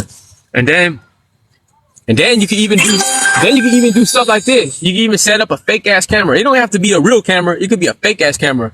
Just set up a fake camera in your driveway, something pointing at your car, and that will help deter the thieves too, because they're not trying to get caught on camera. You feel what I'm saying? It's just the little things like that make a big difference. Like, for example, like when me and my homies used to hit houses, any of the houses that had this house is protected by something security signs in front of the house, we would be Thank you guys for helping me achieve my goal. Damn, you guys are going up today. I appreciate you guys. Every time we reach my goal, I slap on 100 more, and if we happen to make it to 1,000, I just start all over again. You feel me? Yeah, so when me and my homies, like, say for example, like when we used to like burglarize homes and stuff like that, anytime we saw a house with a sign in the front or in the window saying, "Thank you, Sin, for the hand heart. Thank you, Don, for the gifts. Thank you, Nikki, for the roses. Thank you, everybody that's been gifting me. Y'all showing your boy love today." What I was trying to say is, yeah, we be like scoping through neighborhoods and whatever. And if we see a sign in front of someone's house, say this house is protected by such and such security, by Brinks, or they got something in the window said this house is protected by Brinks, or they got a sign in the window says smile, you're on camera, or hello, this house is under surveillance, or whatever, we would leave those houses alone. Tell you the truth, I wouldn't even bother to sit there to try to find out, is this sign for real, or is this punk ass sign in your window that says smile, you're on camera for real? I would just be like, you know what? There's another 100,000 houses in the block. I'll leave this house alone and not take the chance, and I'll go to a house that doesn't have the sign. You know what I'm saying? Straight up. For real. So little things like that matter.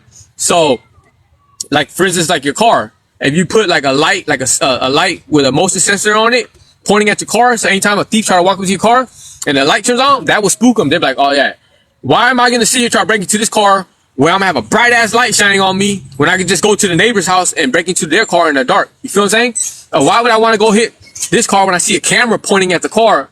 I don't know if the camera's real or not, but I'm not going to sit here and try to wonder or figure out if it's real. Instead of trying to mess with this car because there's a camera on it, I'll go to a car that don't have a camera on it. You get what I'm saying? Stuff like that. Okay.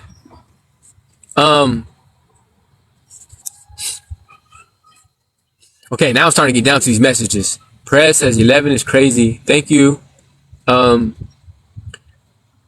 okay, Piper. Can you please tell me what a car makes a car look desirable? My bad. It took me so long to get to your question. That's a good question, though.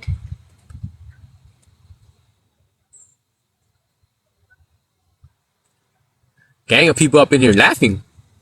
Memory said it was only the face of the stereo, not the whole thing. No, Memory. That just shows you how you're not that old. Back in the days, before the face off, the stereo where you're talking about where the face comes off, that's called a face off stereo. Before they came out with the face off stereo, they had a pull out stereo where the whole entire stereo came out of the car. The whole stereo was removed from the deck of the car, and you literally carry your stereo by a handle into your house so no one would steal it. And then after the pull out stereo era, which was like in the 80s, early 90s, then they came out with the face off stereos. Those are like in the early 90s as well. You feel me? A lot of my OGs in this live know what a pull out stereo is. Kelly said, I hate that felons can't have children in their house that are not theirs. I would take them all. Juju says Sue stereos did come out. All right. Kelly said I would make sure they had a wonderful life. Juju, exactly. Some stereos did completely come out. Yeah, only the old school. All my old schools up in here know that. Here you go. Rachel knows. Prez said this is like a movie. Piper said a lady just got dragged by a car here and she died. Damn. The hell?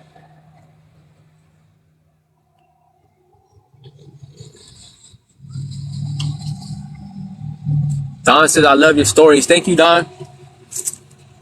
Bernadette said, do you usually get in at night? Right now it's 4:40 and it's freaking hot. The sun is beaming on my back and it's beaming on my phone. Yeah, it's almost 5 right now. Piper says, can you please tell me what attracts them to our car? I need it to stop. I leave nothing in. You know what? If your car keeps on getting broken into, it's probably like the same person or persons. You feel me? I don't know what it is. If you say you leave nothing in your car, okay. If your car keeps on getting broken into, right, and you don't leave nothing in your car, then go ahead and just leave your car unlocked then. You feel me? Just leave it unlocked with nothing in there. So that motherfuckers, whoever that keep on breaking into your car, they won't have to keep on breaking your window or messing up your keyhole in your car door. And they could just open the door, go in there and see that there's nothing in there and bounce. Because they're obviously not trying to steal your car. They're just ransacking it. And a lot of people ransack cars because they're like me. When I was a kid on the run, I used to break into people's cars on purpose and ransack it for change, ransack it for money, or ransack it for valuables. But if your car doesn't have nothing valuable in that sucker, just keep your car clean and keep it easy peasy to where if someone goes in your car, they open the glove compartment, don't see nothing, open the side thing, don't see nothing, open the change tray, and they'll just bounce. You feel what I'm saying? But if you're worried about them keep on damaging your car, just leave that sucker unlocked. You know what I'm saying? There's nothing in there for them to take anyways. You feel me? They're not trying to steal the whole car. You feel me? Unless you want to invest in, like I said, a motion sensor light or a fake camera or you start parking your car somewhere else. You feel me? Dan D said, I feel that's why he's here still, so he can spread love and positive energy. Yes, sir. Thank you. Sin said, and broke. El Buckle says, so no job? No, I don't have a job. My job is being a content creator. I get paid for my content. Hello. Piper, great community. Everyone is kind. Yeah, we got a dope community. I highly recommend that you come and be a part of this community. If you're not, we, for the most part, is all about positive energy, good vibes. I share a lot of my stories from my past, but not to glamorize them or nothing like that. Kind of like for educational purposes, just kind of like, so people who ain't never lived that life, you kind of get an idea. It's just like when I shared a story about my homie, Lil Eric. A lot of you guys probably got kids and probably think that every day your kid goes to school and they're all good. Shit. They might go to school one day and meet someone like me. You feel what I'm saying? So always check in on your kids, see what they up to. You feel me? Every time the school calls and say that they did school, don't take that lightly. You feel me? Because they could be if they're ditching school, they're basically running the streets doing something bad or up to no good, you know? Thank you, Sierra, for pinning that to the top of my chat. Where were you at, Sierra? We needed you. We had trolls up in here. April, thank you for the pizza. Who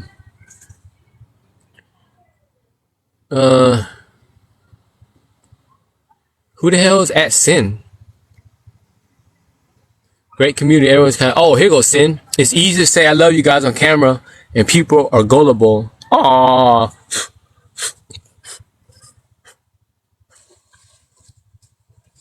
Yeah, it's easy to say that. You're absolutely right. But my people inside of my life, my people that have been rocking with me, they know the kind of person that I am. You feel me? You just barely joined my life. Sin, you don't even know who I am. And you're automatically jumping the gun and you're making assumptions. Go watch my videos, get to know me first, fam. Or join a couple more of my lives first. Or, you know what I mean? Do your homework first before you just jump the gun. You feel me? Because you never know, bro.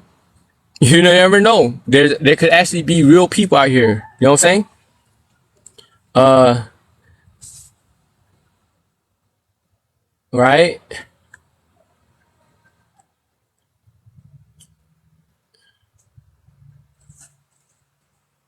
Carolina said, don't get us the nice ones out. Hi from Houston. Hi. Damn, there's a gang of messages in here. Grace said, your mod's probably on the roof of someone's car. Just joking. For real though. Barty gang, we love you. I love you guys too. Lisa, howdy from Texas. Oh shit. We got someone saying howdy in the chat, y'all. Okay. Howdy from Texas, huh?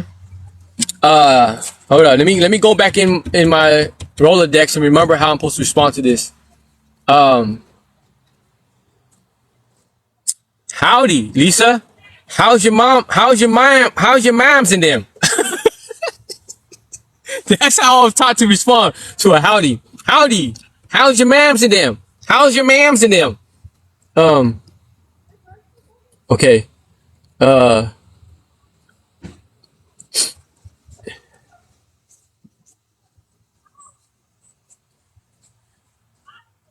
TJ said, if you got a Kia or a Hyundai, that's the first problem. That's what I heard. I got a Kia, and I heard they got like Kias are easy to steal. Look, when I was coming up, I don't know how it is nowadays, but when I was coming up, the easiest cars to steal were Toyotas, Hondas, and basically those are the main two that was easy as hell to steal. You could basically just take a car, a Toyota key, and just shave it down and use it as a master key or a Honda key and turn on any car. You feel me? Those cars are so easy.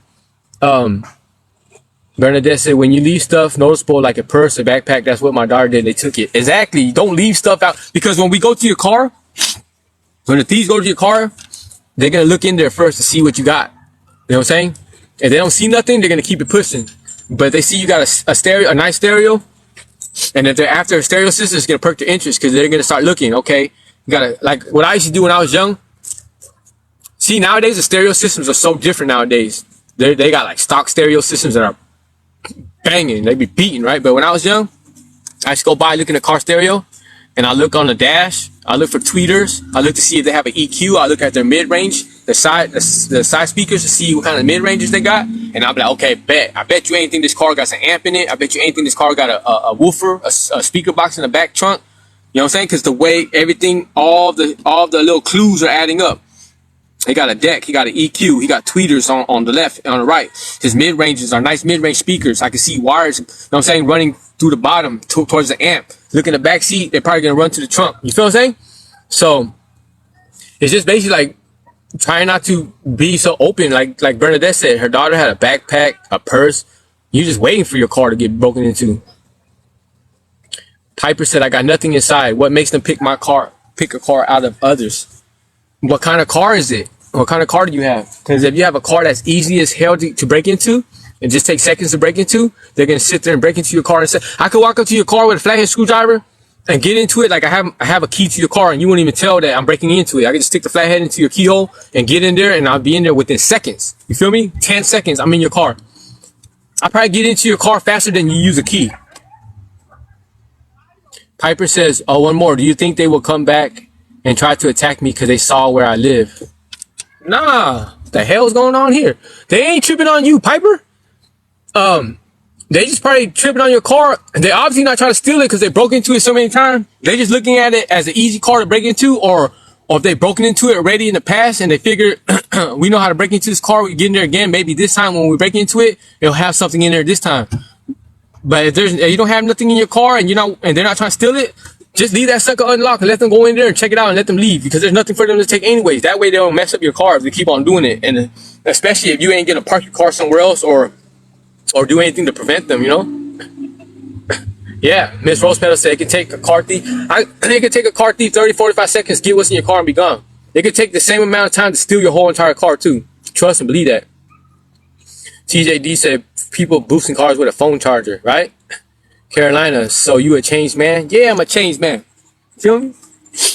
I've been out. I got off parole. I've been out a year and a half now. I left California. Trust me, I changed, bro. Trust me.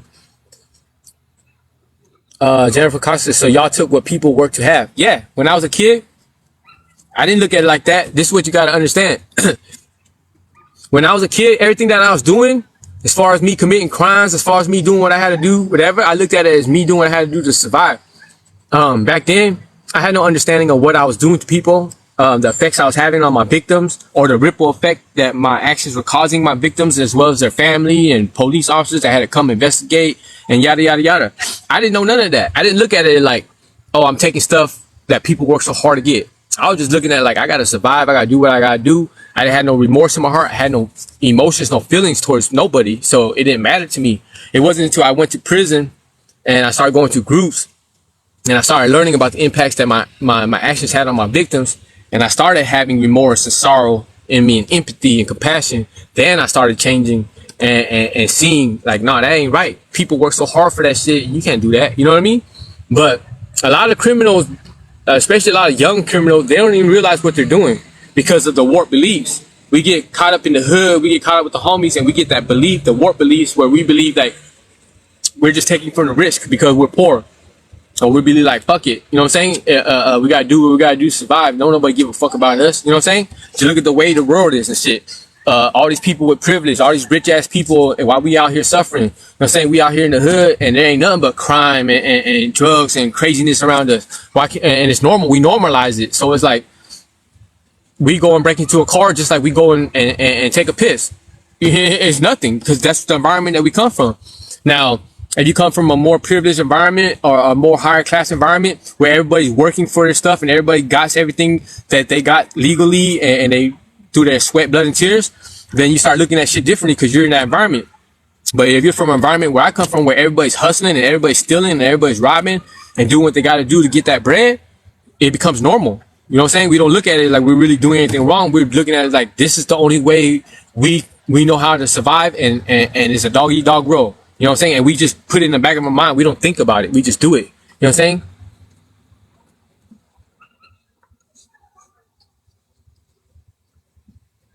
Piper said they don't care here. The last time I was yelling at them and they kept doing it. They don't care. I don't know what to tell you, Piper. I think if they don't care, then you need to get you some kind of security or a man that will go out there and holler at them. Or you need to get you a pew pew and put it in the air one time just to scare these motherfuckers or something, because if yelling ain't working, then you gotta take it to another level. You know what I'm saying? I'm not saying that you gotta do anything crazy, but do enough to spook them, to scare them, to get the fuck out your car.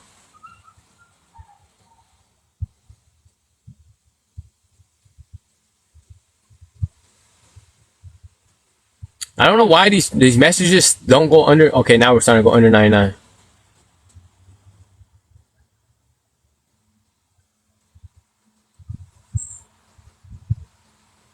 Robert said, where you at? I'm down at the Independence Riverfront Park. But I'm about to end this chat, though. After I get done reading these messages, I'm going to end it, bro. And probably bounce.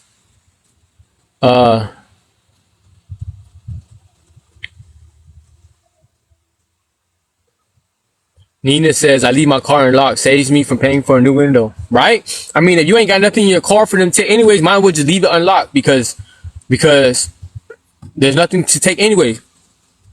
Or else you're going to risk getting a broken window or a messed up key door. Don says, sun's shining in my eyes. I can't do nothing about it, Don. Let me see. Now it's shining in my eyes. Okay. I gotta go find me another spot because this sun is killing me.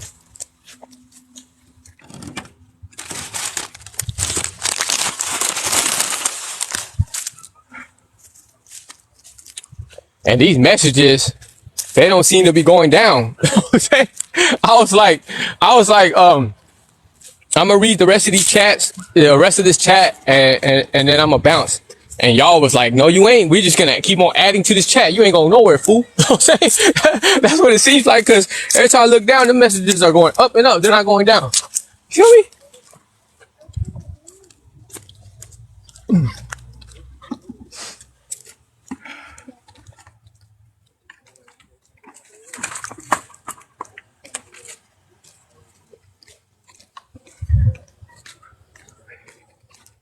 It's damn clear, bro. Okay. What does that say? Justin? You can tell the real ones by the head swivel.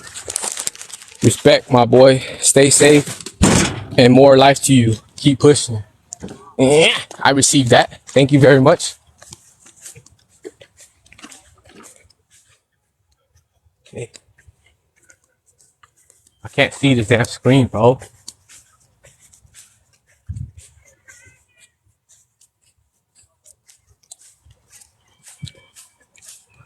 Look at this beautiful park in Oregon.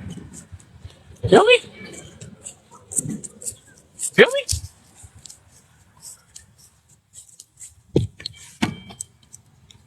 Okay. Okay.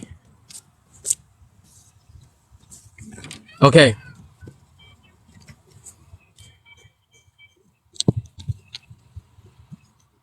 I feel you, Danny. Okay, let me see.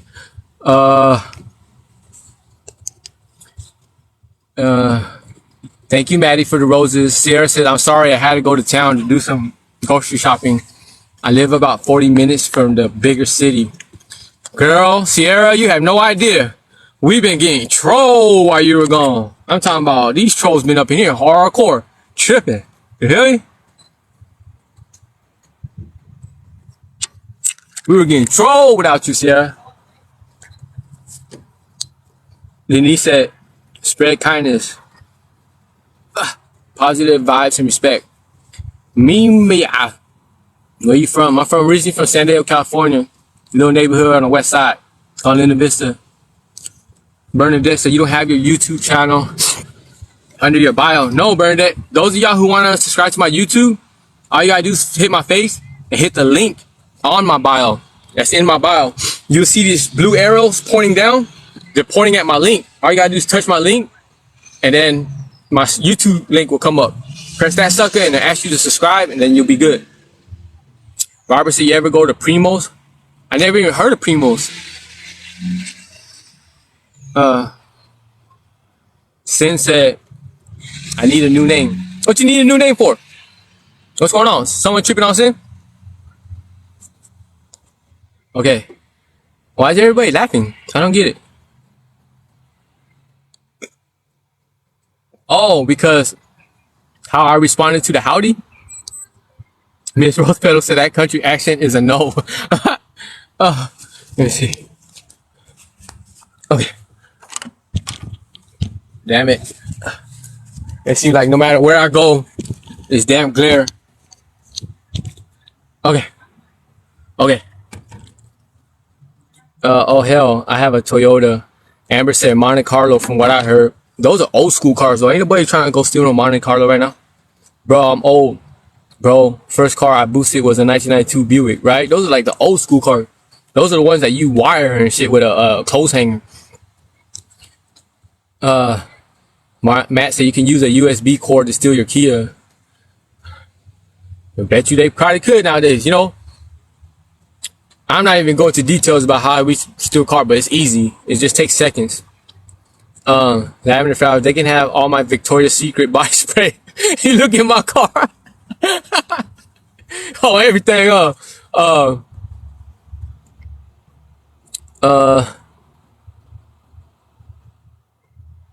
Bernadette says the club out in your steering wheel, especially on a Honda Kia.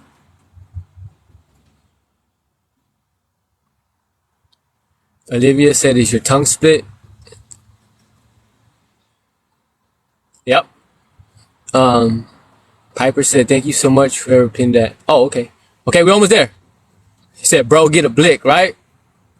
Ali said, are you still in Monmouth?" No, I live in Independence. I go hang out a lot in Monmouth.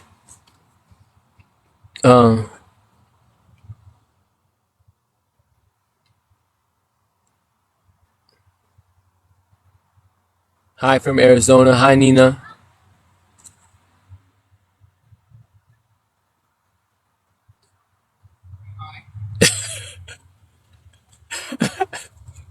Thank you, Boca Loca, for the hand heart. Someone asked me if I was Arab. What the fuck? These people be tripping. That man said, "How did you end up in Oregon?" I moved up here to stay with my sister and make a route change, get away from my old life. Like a lot of y'all who want to change your lives, whether it be drugs, you want to break free your drug addiction, your gang, whatever it may be, right? They teach you in Narcotics Anonymous or AA, you got to get rid of your playground, your 3 playthings. 3 things that start with play: your playground, your playthings, and your playground, your playthings, and your play friends. Get rid of those 3 things, and you give yourself a better fighting chance at changing your life. So, if you caught up in the gangs, drugs, whatever, and you want to change your life, and you're still in the same environment, good luck. You feel me? Because you're gonna still be around your playground, you're still gonna be around your play friends, and you're still gonna be around your play things. So it's gonna be very hard for you to break free of that. Me coming up here to Oregon, even though I wasn't that juiced about coming up here, I knew that I needed to do it in order to really change my life. You know what I'm saying? And that's what I did. And look at me now. Thank you for the cat paws. I appreciate you. You got some weirdos in the chat though. Hi Quinn from Phoenix, Arizona. Thank you, King Myers, for those cat paws. I really appreciate you, fam. Y'all been going up for your boy today. I appreciate all the love. Alonzo says, "Well, we love us some Danny. Y'all feel me?" Thank you, Alonzo. Sierra says, "I am so glad I got to catch you. It seems like it's been forever. I missed here in your live." You weren't on my live last night, Sierra? Maddie, thank you for the fire. We had a good live last night too. Jerry says, "Yo, buddy, how did you get your live to work?" I just go live. You have to have 1,000 followers and then you can go live. King Myers says, "I love watching your lives. It's like hanging out with a friend." That touched me right there. Thank you so much, King Myers. I really appreciate that comment. You feel me? That's what it's all about. That's what I want people to come through and hang out and feel like we just right here FaceTiming, or like we right here just chopping it up. You know what I mean? The fact that people want to come and hang out and just chill and chillax with me on a Saturday, that's love. Thank you for the crown, Vanessa. All these haters ain't got nothing else to do. They just want to come up here and talk crazy. I don't get it.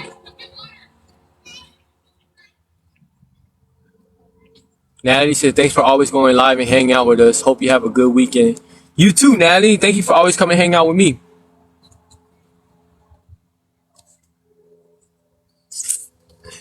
Venus, thank you for the roses. I appreciate you. Sierra says, "So what's new? Are you still going on a trip? When do you fly out?" I fly out to Ohio on the 14th to the 19th. So on the 14th to the 19th, y'all gonna see me out there in Ohio. I will document as much of it as I can. You feel me? And after I come back from Ohio, at the end of this month on the 28th, I fly out to Puerto Rico. And I might be out there a week or 2 weeks. I don't really know yet. But then after I come back from Puerto Rico, then I'm gonna start hitting the road. You feel me? My car is basically ready, converted. I just need to put my stuff in there, which ain't hard at all. My clothes, food, whatever I need for the road. But I got 2 trips coming up. One to Ohio to go hang out with one of my dear friends here on TikTok, and one to Puerto Rico to go hang out with another dear friend in Puerto Rico. The only reason why I don't say their names is I don't know if they want me to say their names. But Stacy, thank you for the roses. Sin, because my name and the person who was giving you a hard time sound the same. Yeah, but your name is spelled differently, Sin. You feel me? And don't worry about that person.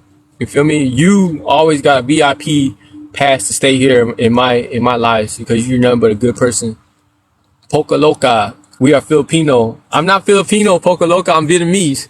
I look like I'm Pinoy. I get told that a lot. You feel me? But I'm not. I'm Vietnamese. You feel me? But salama for the gifts. You feel me? Thank you everybody that's been gifting me. I appreciate you guys.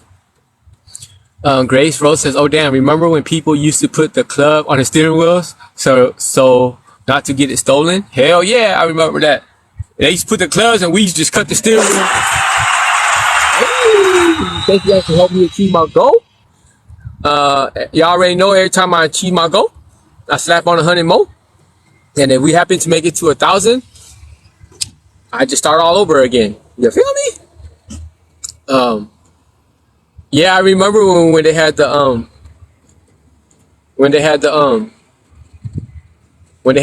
clubs. So we used to just cut the steering wheel and just move the club.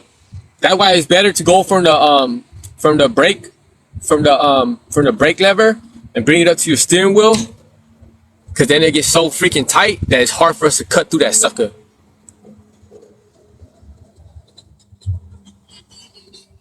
Batman said, "I'm from Paradise Hills and moved to Kansas City to better my life and family." That's what's up, fam. Yeah, I'm originally from Dago too. I'm from Linda Vista.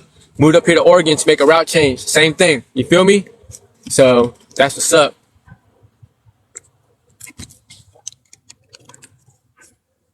Okay. Vinette said, "Hey, sweetheart, how are you?" I'm chilling on this beautiful Saturday. I hope you're good. Mo Parpug said, "How's Sosa been?" Sosa's chilling. You feel me? The other day we had a little scare with Sosa. My brother-in-law was walking his dog and Sosa was following them. And my brother-in-law said that Sosa ended up running out into the street and a car, well, from what my brother-in-law said, he said it looked like a car hit him, right? And then so he came home and told me, and then Sosa ran and hid like in some bushes and stuff like that. So we thought he was hurt, like he was injured or whatever. But I ended up getting him back into the room, and I was just checking him out. I touched his whole body. He didn't act like he was in pain or anything. And I just kept my eye on him, and he was moving normally, stuff like that, right? But the only thing, the next day, like after breakfast, Sosa usually takes off after breakfast. 5:30, 6 o'clock in the morning, he eats his breakfast and he gone. He out the window. He running the streets, right? But the next day after the scare, after he ate his breakfast, he didn't take off. Thank you, King Myers, for all the roses. You've been blessing me. I appreciate you. Yeah, so the next day after he ate his breakfast, instead of taking off, he stayed in my room all day and he basically just slept almost the whole day. And I was like, damn, is something wrong with him? All right. So I was like, maybe when I was checking him, I just missed something. So I grabbed him and I started like really doing a thorough inspection, and he still didn't cry or make any noises like he was injured or anything. So I said, okay, if he acts like this for another day, as far as sleeping all day and acting like not his normal self, then we have a problem. But now he's back to normal. Now he eats his breakfast, back to the normal routine. I don't know what it was. Maybe he was just shocked, or maybe he was just like, I don't know. He's like, I'm good on the cars out there. I don't want to go outside no more or something. You know what I mean? Sierra says, I can totally agree. Every chance I get, I'm looking to see if you are alive. It's like I'm looking for my best friend to go hang out with. Thank you, Sierra. I appreciate you. And you, Sierra, have been holding me down, and you've been moderating my lives like a champ. Because today, when you weren't here, my life went crazy with all these trolls and stuff that was going on here. But when you're here, it's smooth sailing. So I really appreciate you.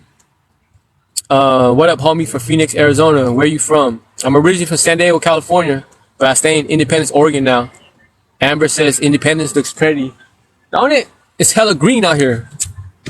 Look at all this greenery. Feel me?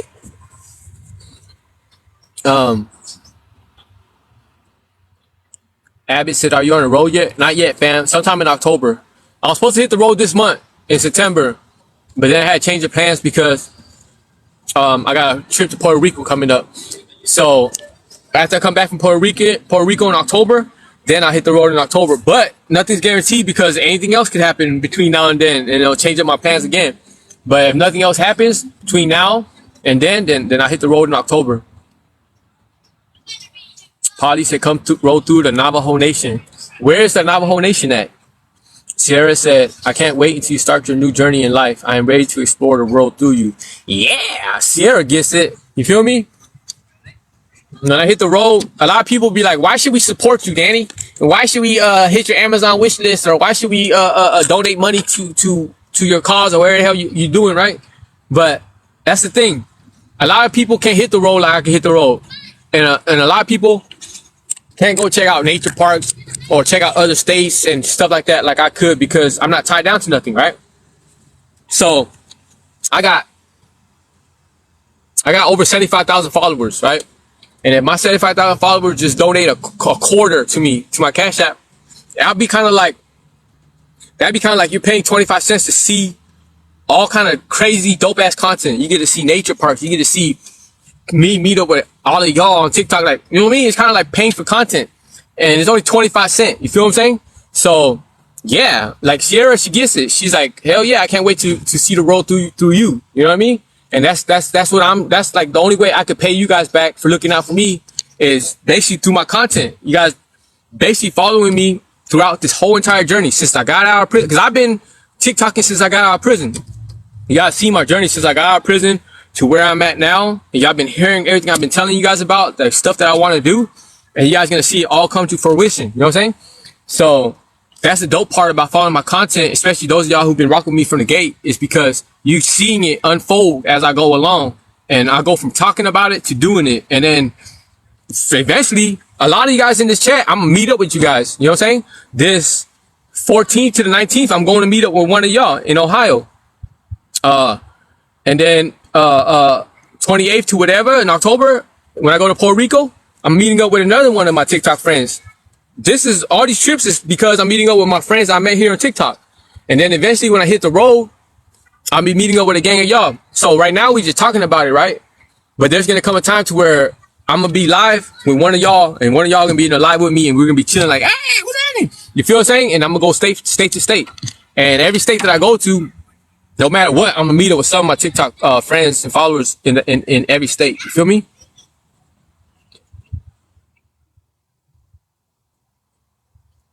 Oh shit, Ant Dog said, I am from Mission Bay and moved to Tulsa, Oklahoma. I was locked up with you a long time ago. Is that right? I don't remember. Let me see what your face looks like.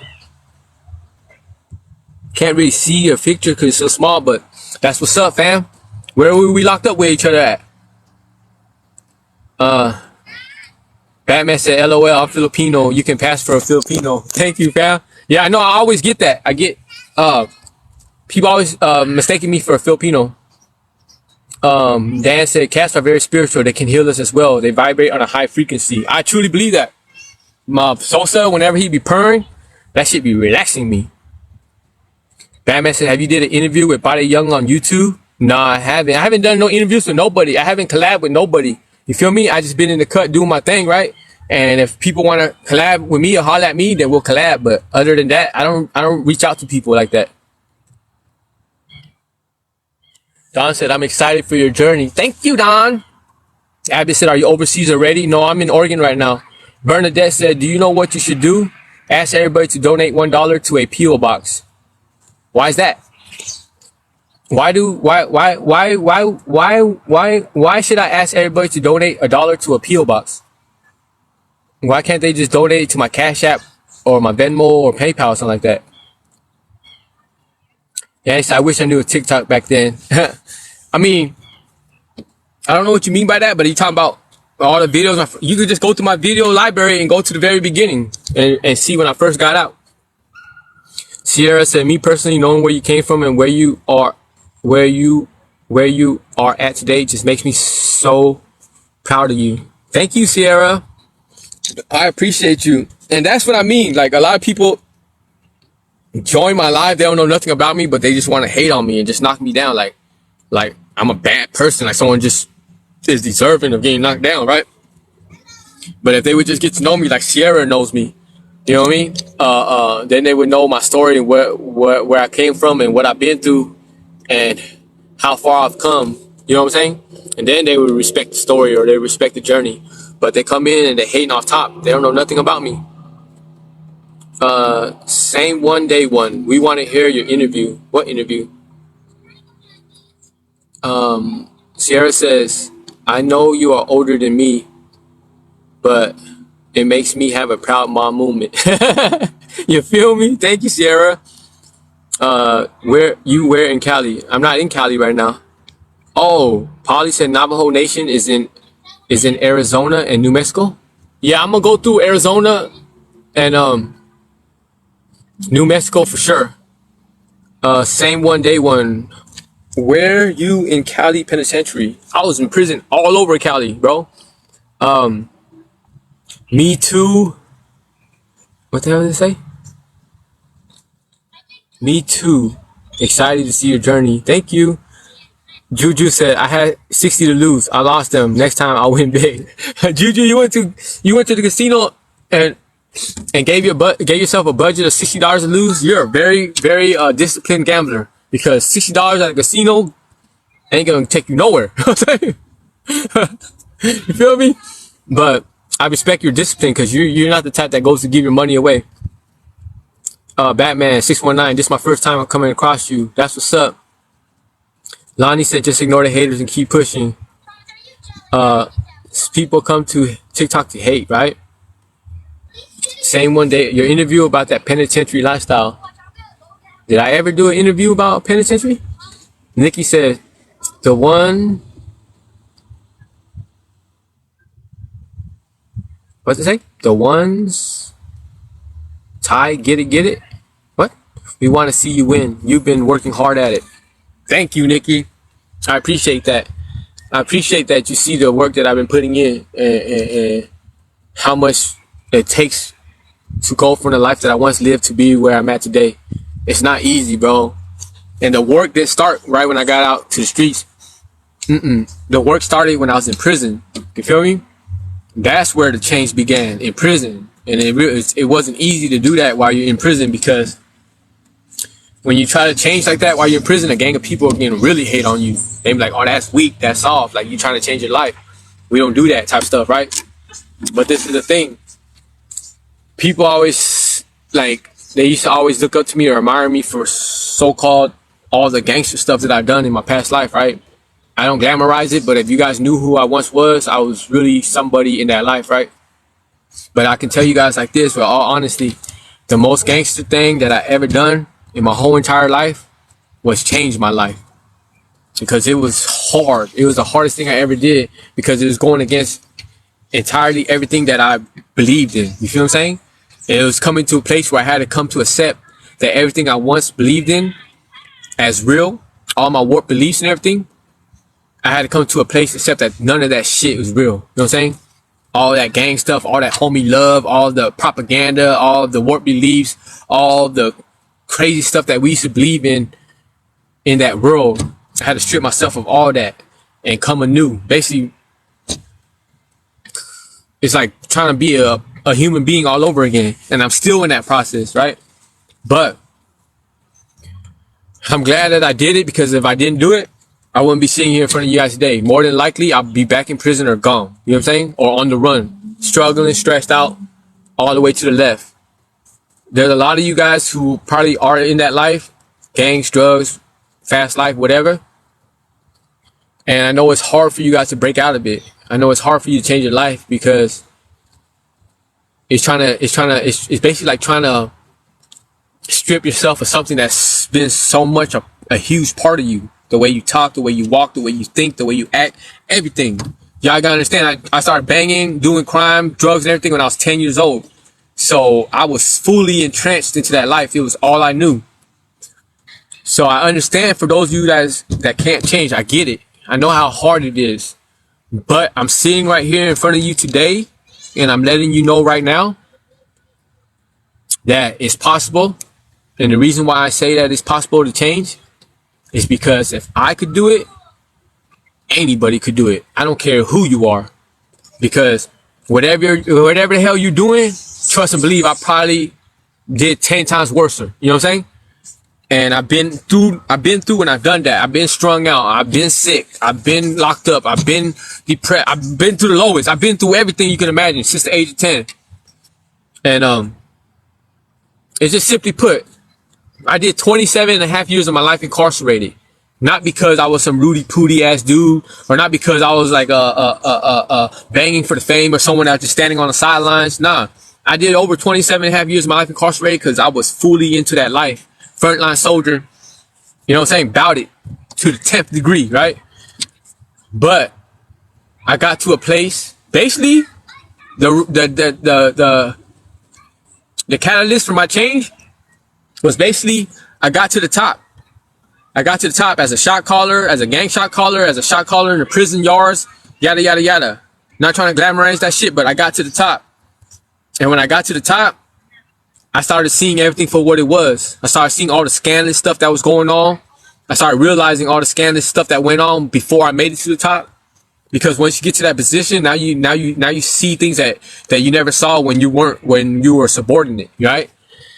And once I got there and I seen everything for what it was and how scandalous the game was, that's when I backed up. That's when I was like, I got to the top and I didn't like the scene. I didn't like what I saw. That's when I said, you know what? I've been in this life doing all this for so long, and my whole goal was to make it to the top, to go from being a soldier to being a shot caller. And when I made it to the top, I seen everything for what it was. I don't want to get into too much detail as far as the scandalous stuff that I seen, but just like in society, how everything isn't what it seems, how there's a lot of conspiracy theories and the government be doing crazy stuff, and we all like sitting here getting played for a fool or whatever. It's the same thing in the gang world. Those at top do a lot of scandalous stuff, and it's all about money. You know what I'm saying?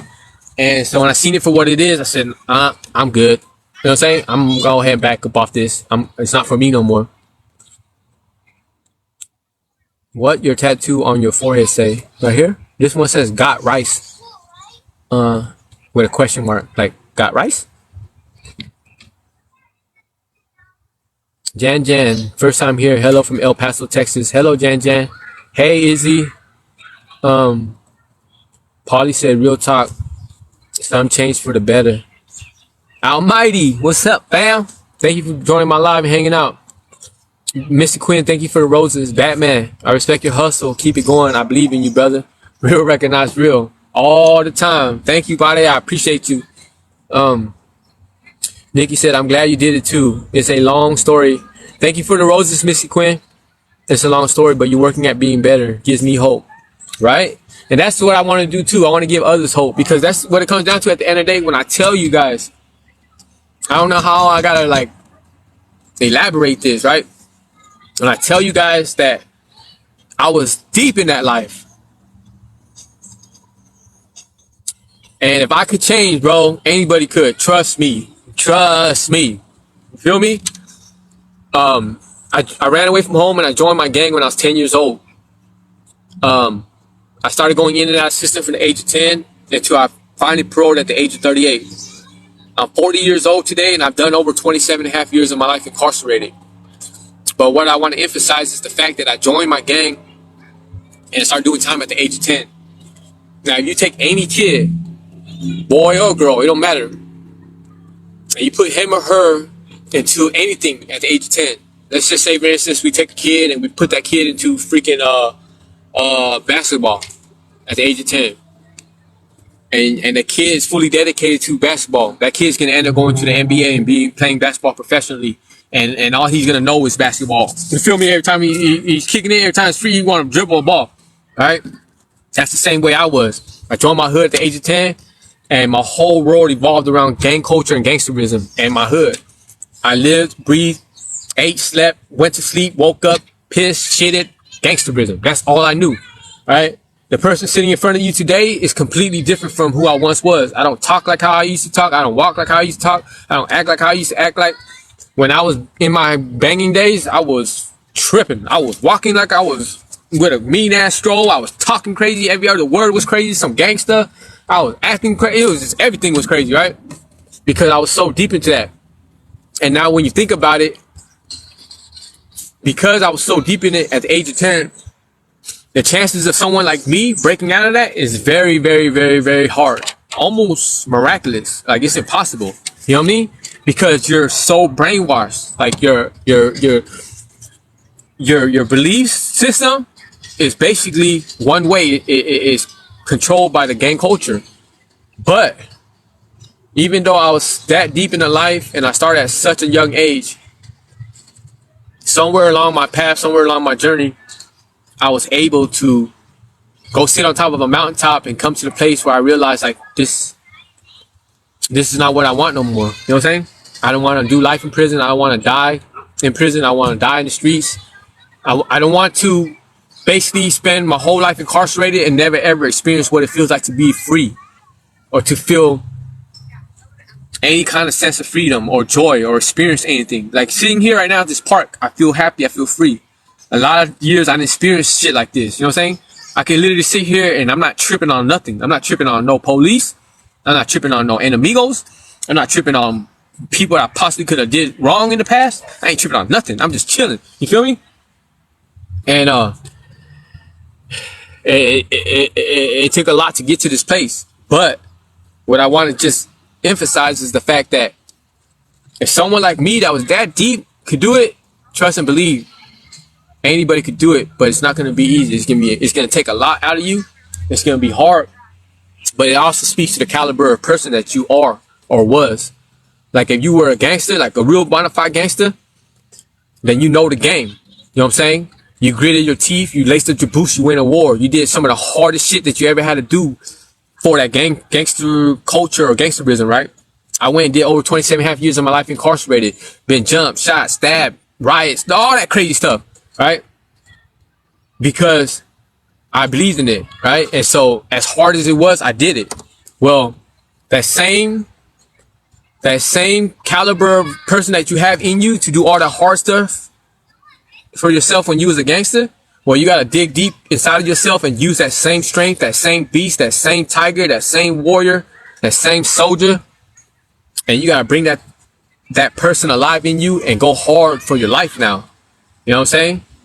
And you gotta do the work. Just like you gotta put in work for the hood, well, you gotta put in work for yourself. I had to go to these groups. I had to go sit there and learn about myself. I had to go apply these new tools, these new skills, these new knowledge that I learned. I had to quit using drugs. I still smoke devil's lettuce though, and I'm very transparent about that. But no hard narcotics, nothing that I was powerless to as far as my addiction went, like my drug of choices go, right? And it wasn't easy, bro. Trust and believe, it wasn't easy, but it gets easier and easier over time, because over time, as you slowly strip yourself of your old self, every time you strip yourself of something negative of your old self, you add something positive to the new you. You feel me? And then the more that you add and the more that you strip, it gets easier and easier over time, until one day you find yourself at a place where it becomes normal. Like now the fact that I'm no longer a gang member, I'm no longer out here hugging the block, I'm no longer a drug addict, no longer a criminal. It's normal now. It feels normal to me now. I'm just Danny now. I'm just as close to being a regular civilian that I could be now. You know what I mean? It feels weird at times, whatever, but I could don this new me and walk with pride with my head held high. Why? Because I know for a fact the most gangster thing that I ever done, like I said, was change my life. You feel me? Now, a lot of people probably look and they see gangsters walking around, sagging their pants, acting all hard, and they probably admire them and be like, oh, that fool's hard. That fool's a gangster. Check him out. Right? But in actuality, we should live in a world where we see people like me, people who've been through the trenches but came out of that and chose to change their life, because that's gangster. And people should look at that, like, hey, look at that dude right there. That dude is the definition of strength. That dude is the definition of resiliency. That dude, he been through hell and back, had every right to give up or whatever, or stay stuck in the system, stay stuck in the game, or be dead. But that dude changed his life. That dude is a gangster. But people don't look at it like that. I could be walking down the street, people probably look at me like, oh, that fool, he changed. Oh, he's weak as fuck. No. Been there, done that. I don't care who you are, what you done, what you've been through. I've been there and done that, bro. If not worse than you. Trust and believe that. You feel me? But people talk, right? A lot of people talk and a lot of people hate. It could be like, oh, you a sucker. you're weak for changing your life, bro. Woo woo. But 99% of those people ain't never walked in my shoes or had to deal with the pain that I had to deal with or carry the weight of the world on my shoulders like I carry. You feel me? But they talk like they can, like they've been through it, like they done it. You don't even know half of it, bro. You feel me? Until they could go sit on 27, almost 28 years locked up, then talk. You feel me? Until they could say goodbye to their mama on her deathbed because their ass got in trouble and the gang detectives about to take him in, and they can't sit there and be with their mom when she about to pass and not even be there for her funeral, then talk. Like, I could go on and on, but a gang of these people, they run their mouth like they want to say like, oh, you changed, bro, you weak as fuck for changing. But what about when I was in the mix? What about when I was giving up 20-something years of my life? What about when I was sitting in the shoe for like 15 years? What about when I was in prison riots? What about when I was getting shot up? What about when I was getting stabbed? What about when I was in the hospital? What about all that? Was I weak then? Huh? But all of a sudden, when I want to change my life for the better, so that my family could be happy, so that I could be happy and experience life for once, this gift, this beautiful gift that God gave us called life, so I could really embrace it and experience it. Now I'm weak. That's crazy to me. You feel what I'm saying? And it's crazy and I'm gonna leave this at that, right? Because it's like this. When I was messing up, when I was deep in that life, when I was taking penitentiary chances, when I was risking life in prison, when I was risking my life, when I was losing valuable time with my family and all that, didn't nobody have nothing to say. I was wilding out like a Tasmanian devil, going crazy, doing all kind of crazy stuff. High on drugs, on the run, running from the police. Got a pew pew here, got a pew pew there, just doing crazy stuff, going in and out of prison. Didn't nobody have nothing to say. Everybody and their mama just sat there and let me go and wild out and just let me go to my own destruction, right? But once I decided to change my life, once word got out that Danny said he's good, he ain't with that bullshit no more, he's finna do him, he's finna follow God, he finna do right by his family and God, everybody and their mama has something to say. And that's how twisted and how corrupt and how crazy the game is, because not only was everybody and their mama saying something about me, but they're saying something about the type of person that I was, like the type of caliber of a gangster that I was. I wasn't no Rudy Poo ass gangster. I was a shot. I was somebody, right? With super duper rank and major respect where I came from. Even though I was that caliber of person, when I decided to change my life, people still was talking shit. Now, don't get it twisted. I still got a gang of homies and homegirls that respected my play and that backed my play. They're like, bro, handle your business because we know what you've been through. We know the life that you lived. We know how much you lost, how much you suffered. We never thought you would ever change, but now that you're going to change, handle that shit. We want the best for you. But a lot of haters and a lot of people that don't know me like that, they want to come out of nowhere and just start talking shit like, oh, you a buster, you're a punk, you're weak for changing your life. Nah, I was weak for not changing my life sooner. I tell you that. Man, I'm going to leave it at that. You feel me?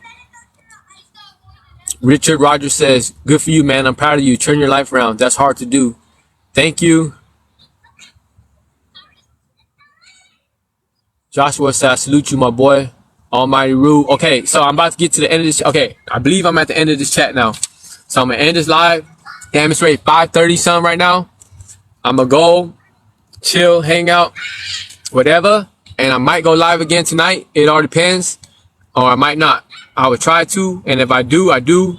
If I don't, then I'll see you guys tomorrow or something, all right? Thank you guys for joining me. Thank you guys for hanging out today. It was a dope live. And I appreciate all the love and all the support.